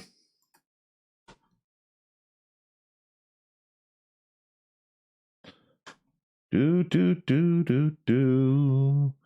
Do, do, do, do, do. We'll expose you all. I know you're out there. Somewhere. Watching me. Mm-hmm. Do, do, do, do, do. Okay, what's going on here? What's going on here? What's going on? What's going on? What's going on? Hi, Sandra. Hi, Sandra. Hi, Sandra. Heather Offord. Very happy with this one. Corrins, the booking guy. That was a lot of fun, man. That was a lot of fun. I'm just going to step out for a quick second. I will be right back. We'll get the old editing thing, so if you got any questions or whatever you want to ask, just ask away. We can do that. That's how we do things around here. I'll be right back.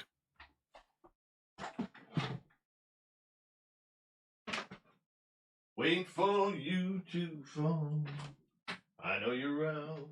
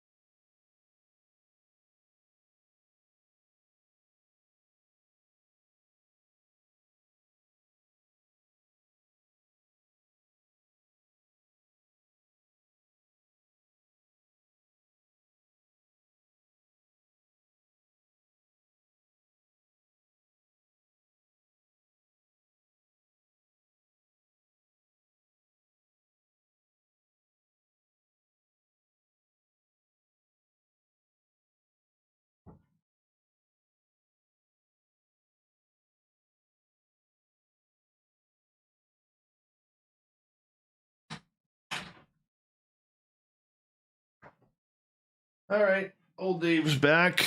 Show's downloaded. Now we can edit. That was fun. Excuse me. All right. Let's get to Dropbox here. Let's get to we transfer there.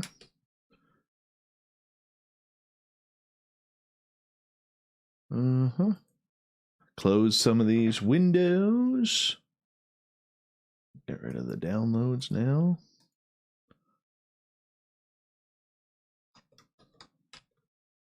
What's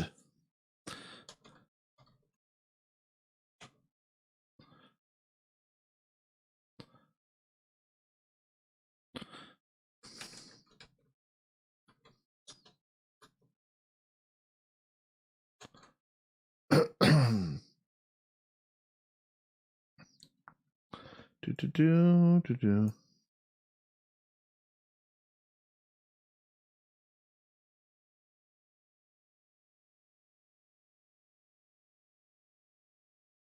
That was a fun show. That was a fun show.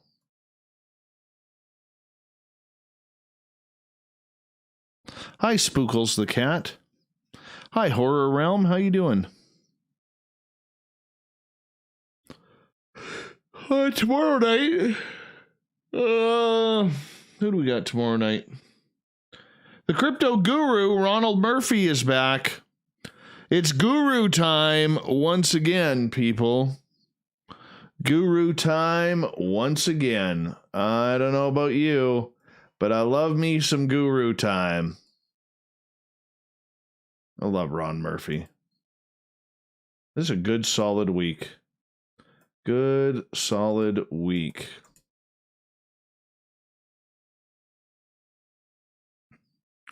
Does Dave know they make doggy doors?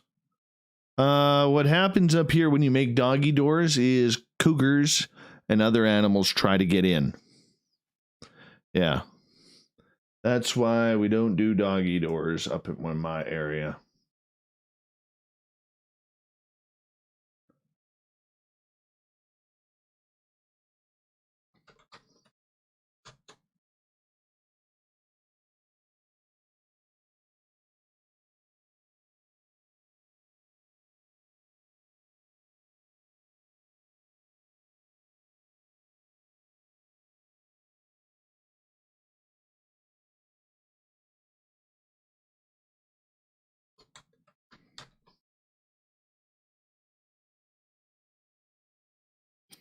Hey, have you heard about the alleged new King of England? No, I have not.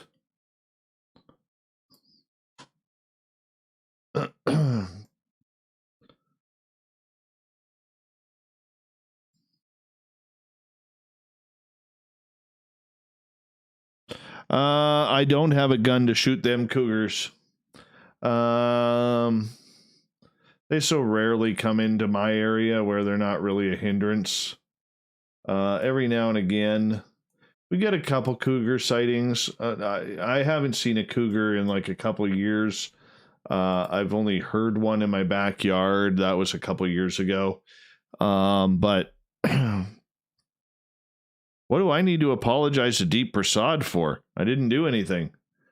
I don't need to apologize to him.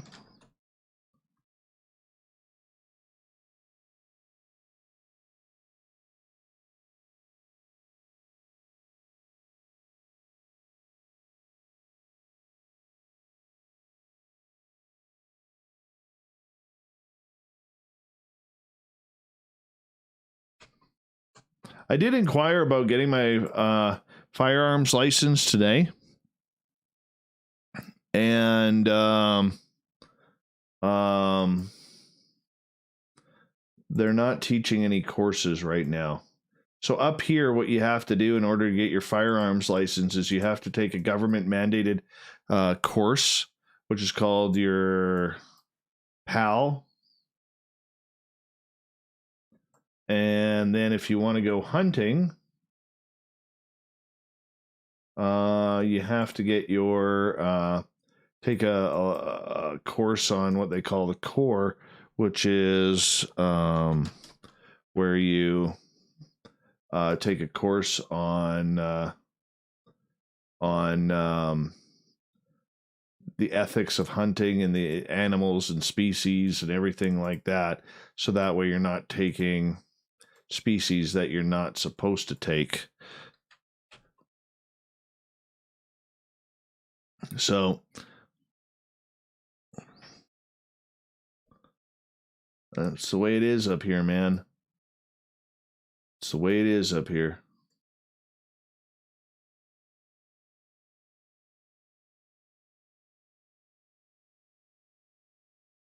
Hey, Titus.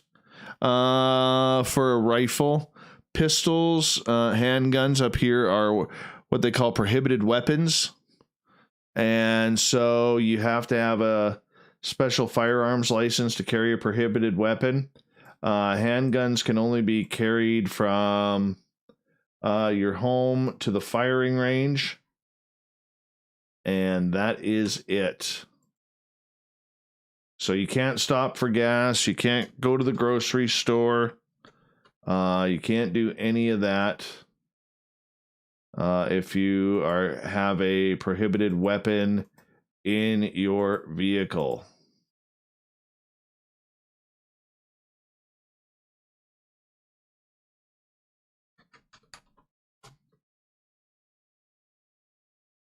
I don't agree with the handgun thing. I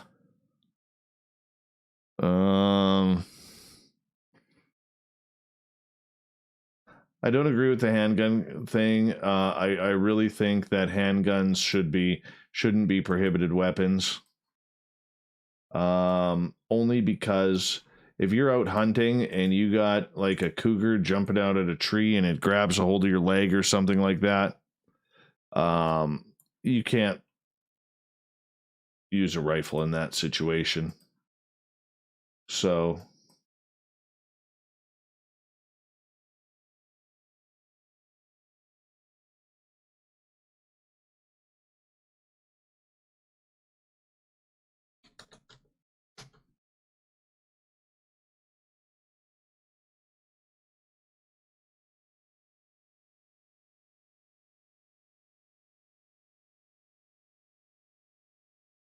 hey, it is what it is. You know? I don't mind a lot of the gun laws we have here. I really don't. I think some of them are way too strict. Like the handguns. But for the most part, I agree with them. You know,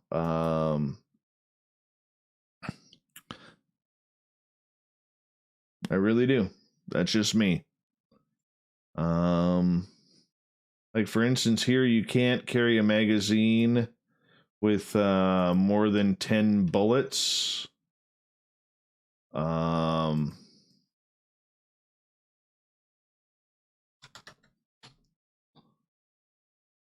all you're allowed.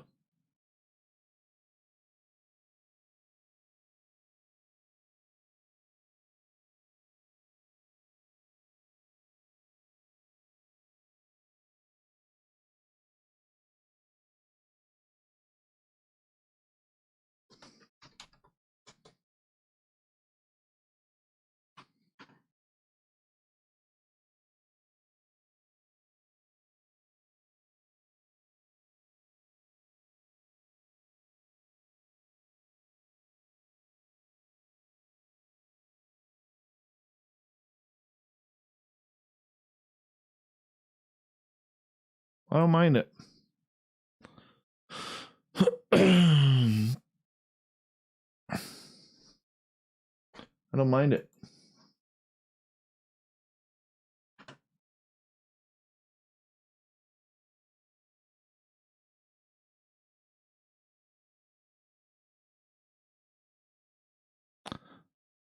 Yes, actually I am. Because the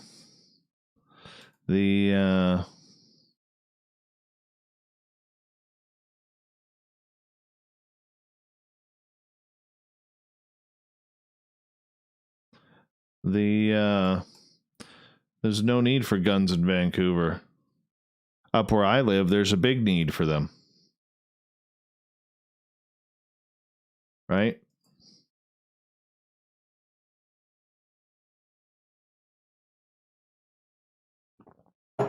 There's a big need.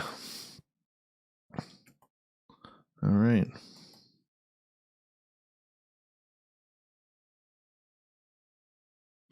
Son of a gun. I think I just downloaded the wrong one. Hold on. Let me see here. Cancel. Shoot. I can't even stop this. Leave. All right. Let's redo this. Upload file. Desktop. Upload. That's the one we need. All right.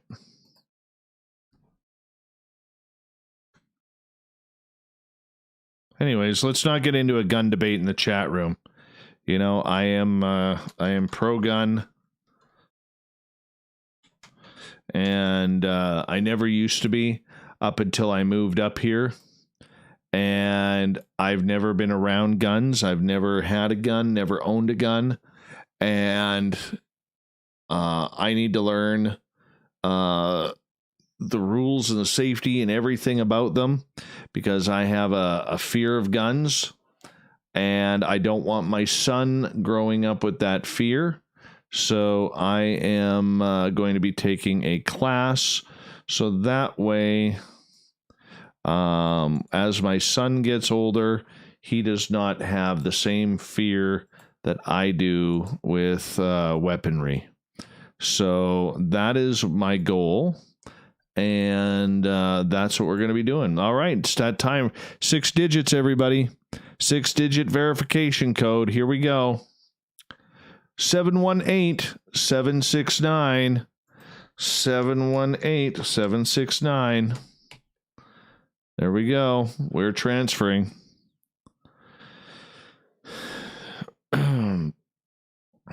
What's in my bug out bag? I have a complete room for it. Ever since the forest fires up here in 2017, where I had to be evacuated from my house for like 15 days, we decided to make a bug out storage room. And so we have water in there. We have some food supplies, blankets. All of our important stuff is in there. You know, like passports and ID, medical cards, and things like that. So that's what's in there. I'll tell you, if you've never been evacuated from your home before, it is scary. Everybody should have a bug out bag or a bug out room in their house, because it is just so important to have. And it doesn't matter whether you live in the city or you live in the country like I do. Okay, it is so important. That was a hard lesson.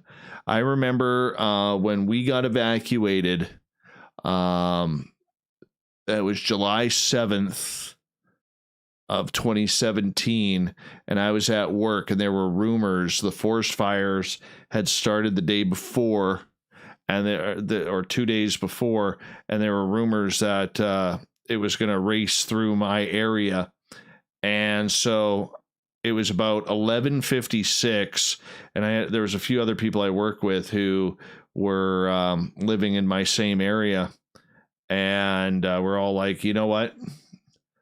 Let's just go and get the stuff. So I drove down, picked up my buddy Mike, and we drove over to my house, and literally I was running around my house frantic, trying to figure out, okay, what do you grab? What don't you grab? And going in each of the kids' rooms and making sure you grab their favorite stuffed animal and their blanket, and maybe, their first teddy bear or something along those lines. You're just trying to find anything important like pictures and anything. And thankfully, I had a couple of friends who were heading north where they live. They just happened to stop by and they were helping out. And I filled up my truck. I filled up my SUV and got the hell out. And so having a bug out room is extremely important. That and you know, it was funny because about 15 minutes after we arrived at my house, my good buddy Tony, who was a neighbor of mine at the time, he's since moved to Alberta. He's part of the volunteer firefighters in town at that time, and I got the most ominous text that I've ever got in my life, and I never want to get a text message like that again. And all it said was, "Leave now." And so thankfully the fire came within about 2.5, 3 miles of my house. That seems like a far distance, you know, but it's still really, really close. And, you know, and so it was very, very difficult. It was very stressful. Excuse me.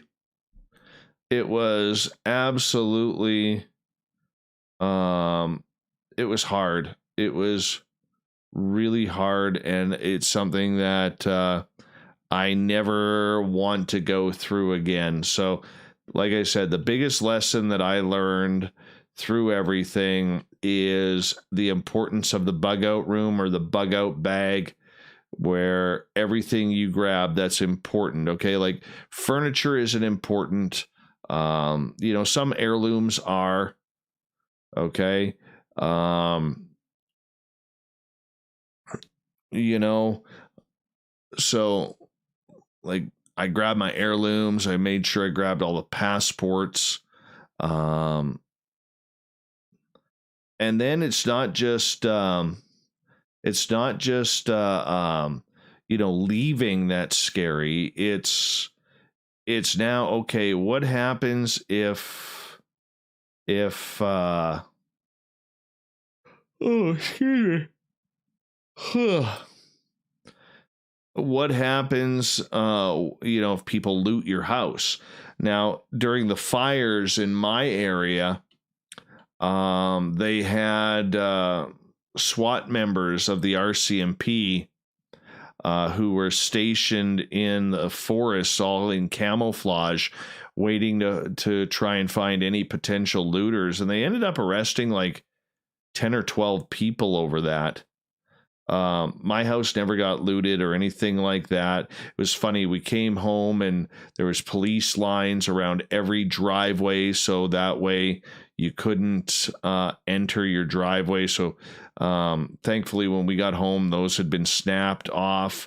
The house was fine. Our refrigerator was fine, even though everything inside we had to disinfect it. That was the first thing we did when we got home.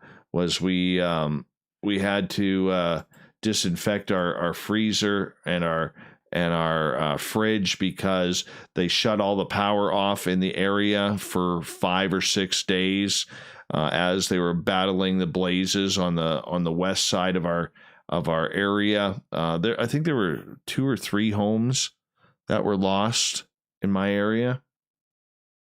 Other areas got hit worse. But yeah, the forest fire that was here 3 years ago was the hottest ever recorded in Canadian history. The temperature at certain areas got up to over 2,100 degrees Celsius.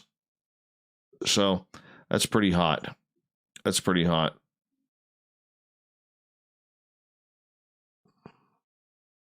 So that was kind of cool.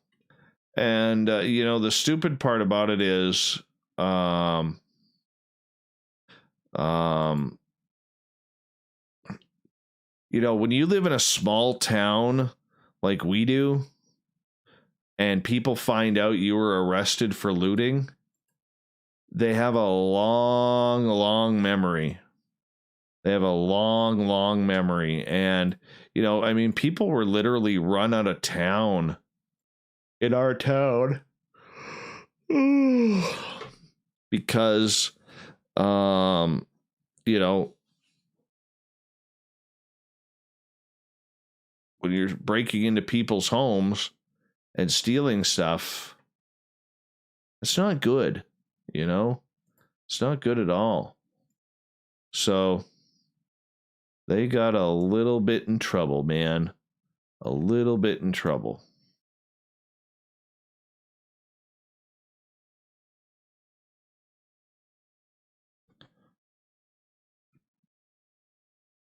Hey, Philip Matlock, welcome.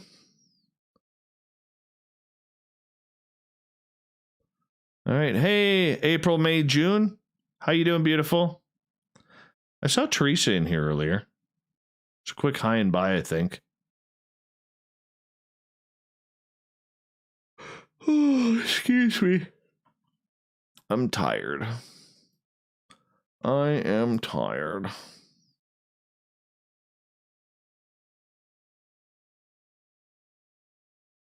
Mm-hmm.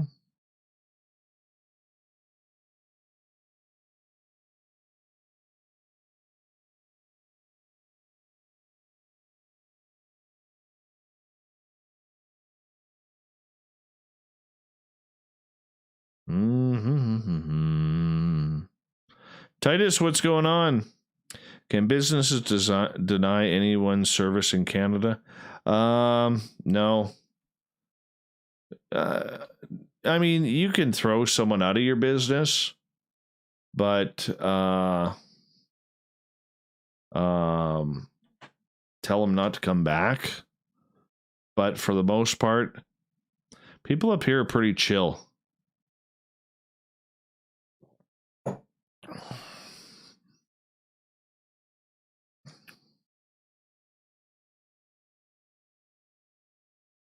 People up here are pretty chill.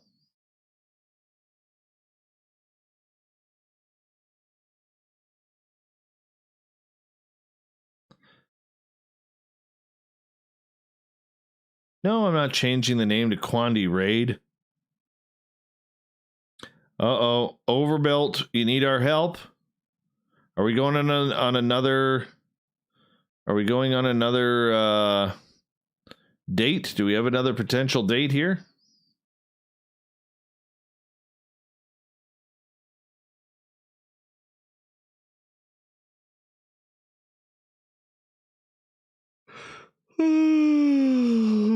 Excuse me.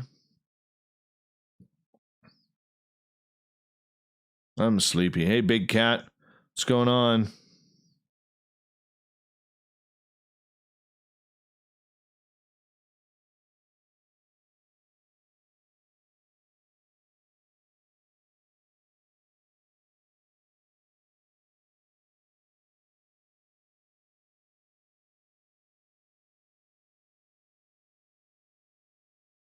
My goodness, my right eye is so bloody itchy tonight.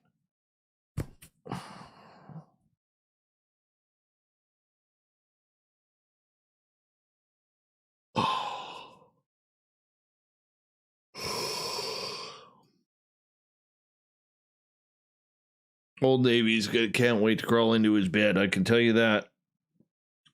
I can tell you that. Where's everybody located from? Like, I know Filth, you're in Edmonton. I know April is on Vancouver Island. I know Corinth is somewhere in Texas. I believe West Texas. Where's everybody from? No, dude. Old Davey, just so you know, is washes his hands about 20 times a day. 10 to 20 times a day. I'm always washing my hands. I am pumped for playoff hockey. I know it doesn't look it right now, but I am pumped for playoff hockey, man. My Oilers win the Stanley Cup. Justin's in Oregon. Horror Realms in West Virginia. I've been to West Virginia. I've been to Oregon. Lie is in Oklahoma. Pennsylvania for Moonstone. What part of Pennsylvania are you in?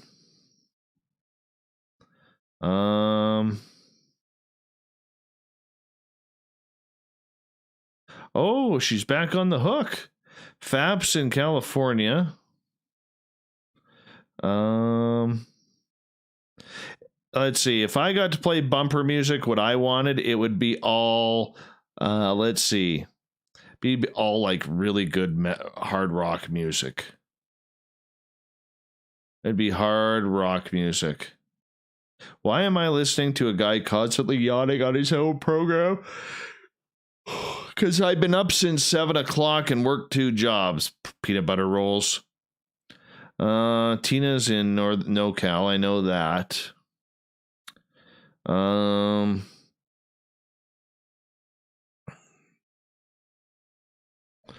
Let's see here.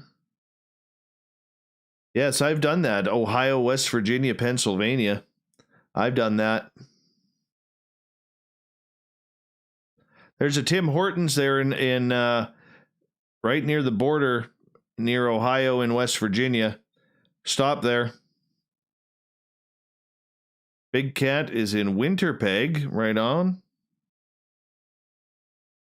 Big Cat, do you know Manitoba Becky? She's from there too. She's sometimes in our chat room. Red Wings aren't even making the playoffs, Yamomo. They're going to get the first overall pick. Tennessee. Wow.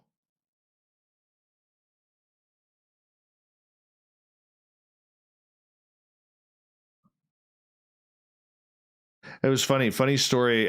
Friends of mine from Tampa, we were hanging out and we went for a drive and a tour of Ohio and West Virginia. We were geocaching in there. And so we pull into Tim Hortons and I introduce him to an ice cap. I said to my buddy Roger, his nickname was Gorbs, and I said, try this. He goes, what is that? And I said, just try it. And he's got like the driest sense of humor ever. And he takes a sip of an ice cap and he goes, I think I've just had heaven in my mouth. So when he came up, him and his fiance, now wife, came up to visit here a year later. He went to Tim Hortons 4 times a day to go buy ice caps.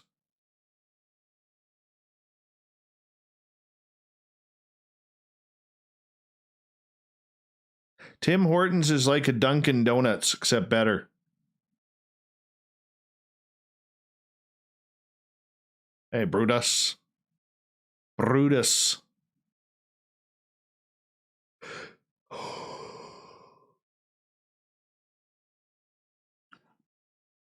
Brutus.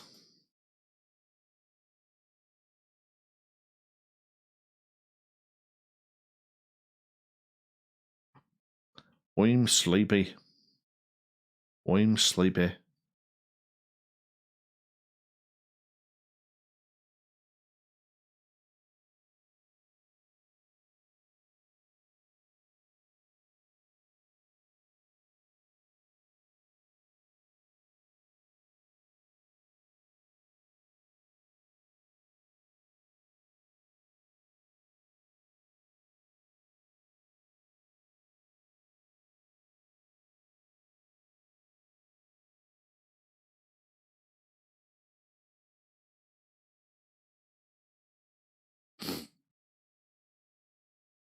What is geocaching? That is a GPS scavenger hunt game.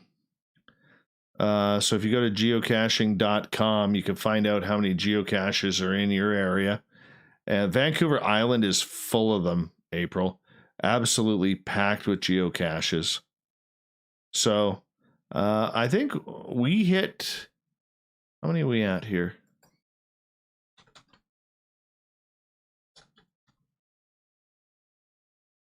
Let me just sign in.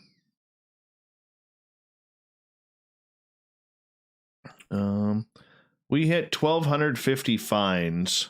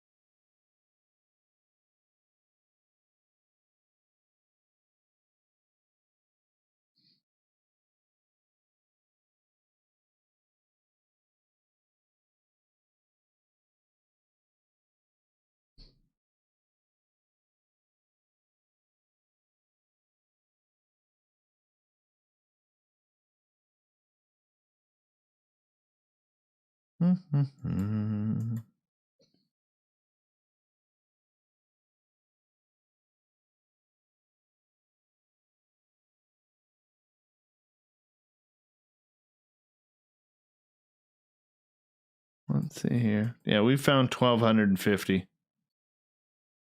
kind of cool. Yeah, an ice cap is an ice cappuccino. It's like a coffee slushy.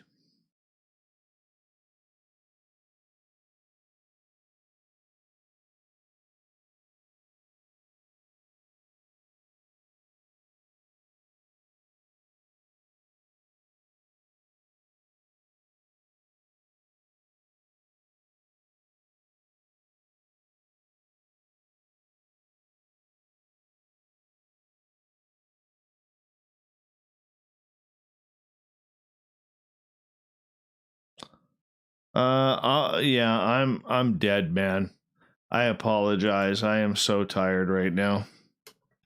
Wednesdays and Thursdays are killer for me. Fridays, I know I get to sleep in a little bit. So, I'm sorry about that. But I am done downloading for the night. I'm going to go crawl into bed here if you don't mind. I am like zonked.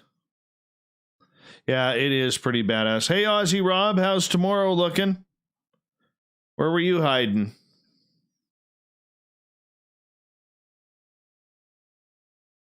Yeah, I have to see that one, Mike. I have to see that interview with Doty. Doty is fantastic to talk to. Fantastic. He gives up so much stuff, man. You got to take everything with a little bit of a grain of salt because it is Doty. But I'm going to try and get him back on the show here soon. Anyways, everyone, have a good night. I'm out of here. I'm going to bed because I am freaking tired. And thank you so much for joining us. And we'll talk to you guys tomorrow night, okay? Be safe. Be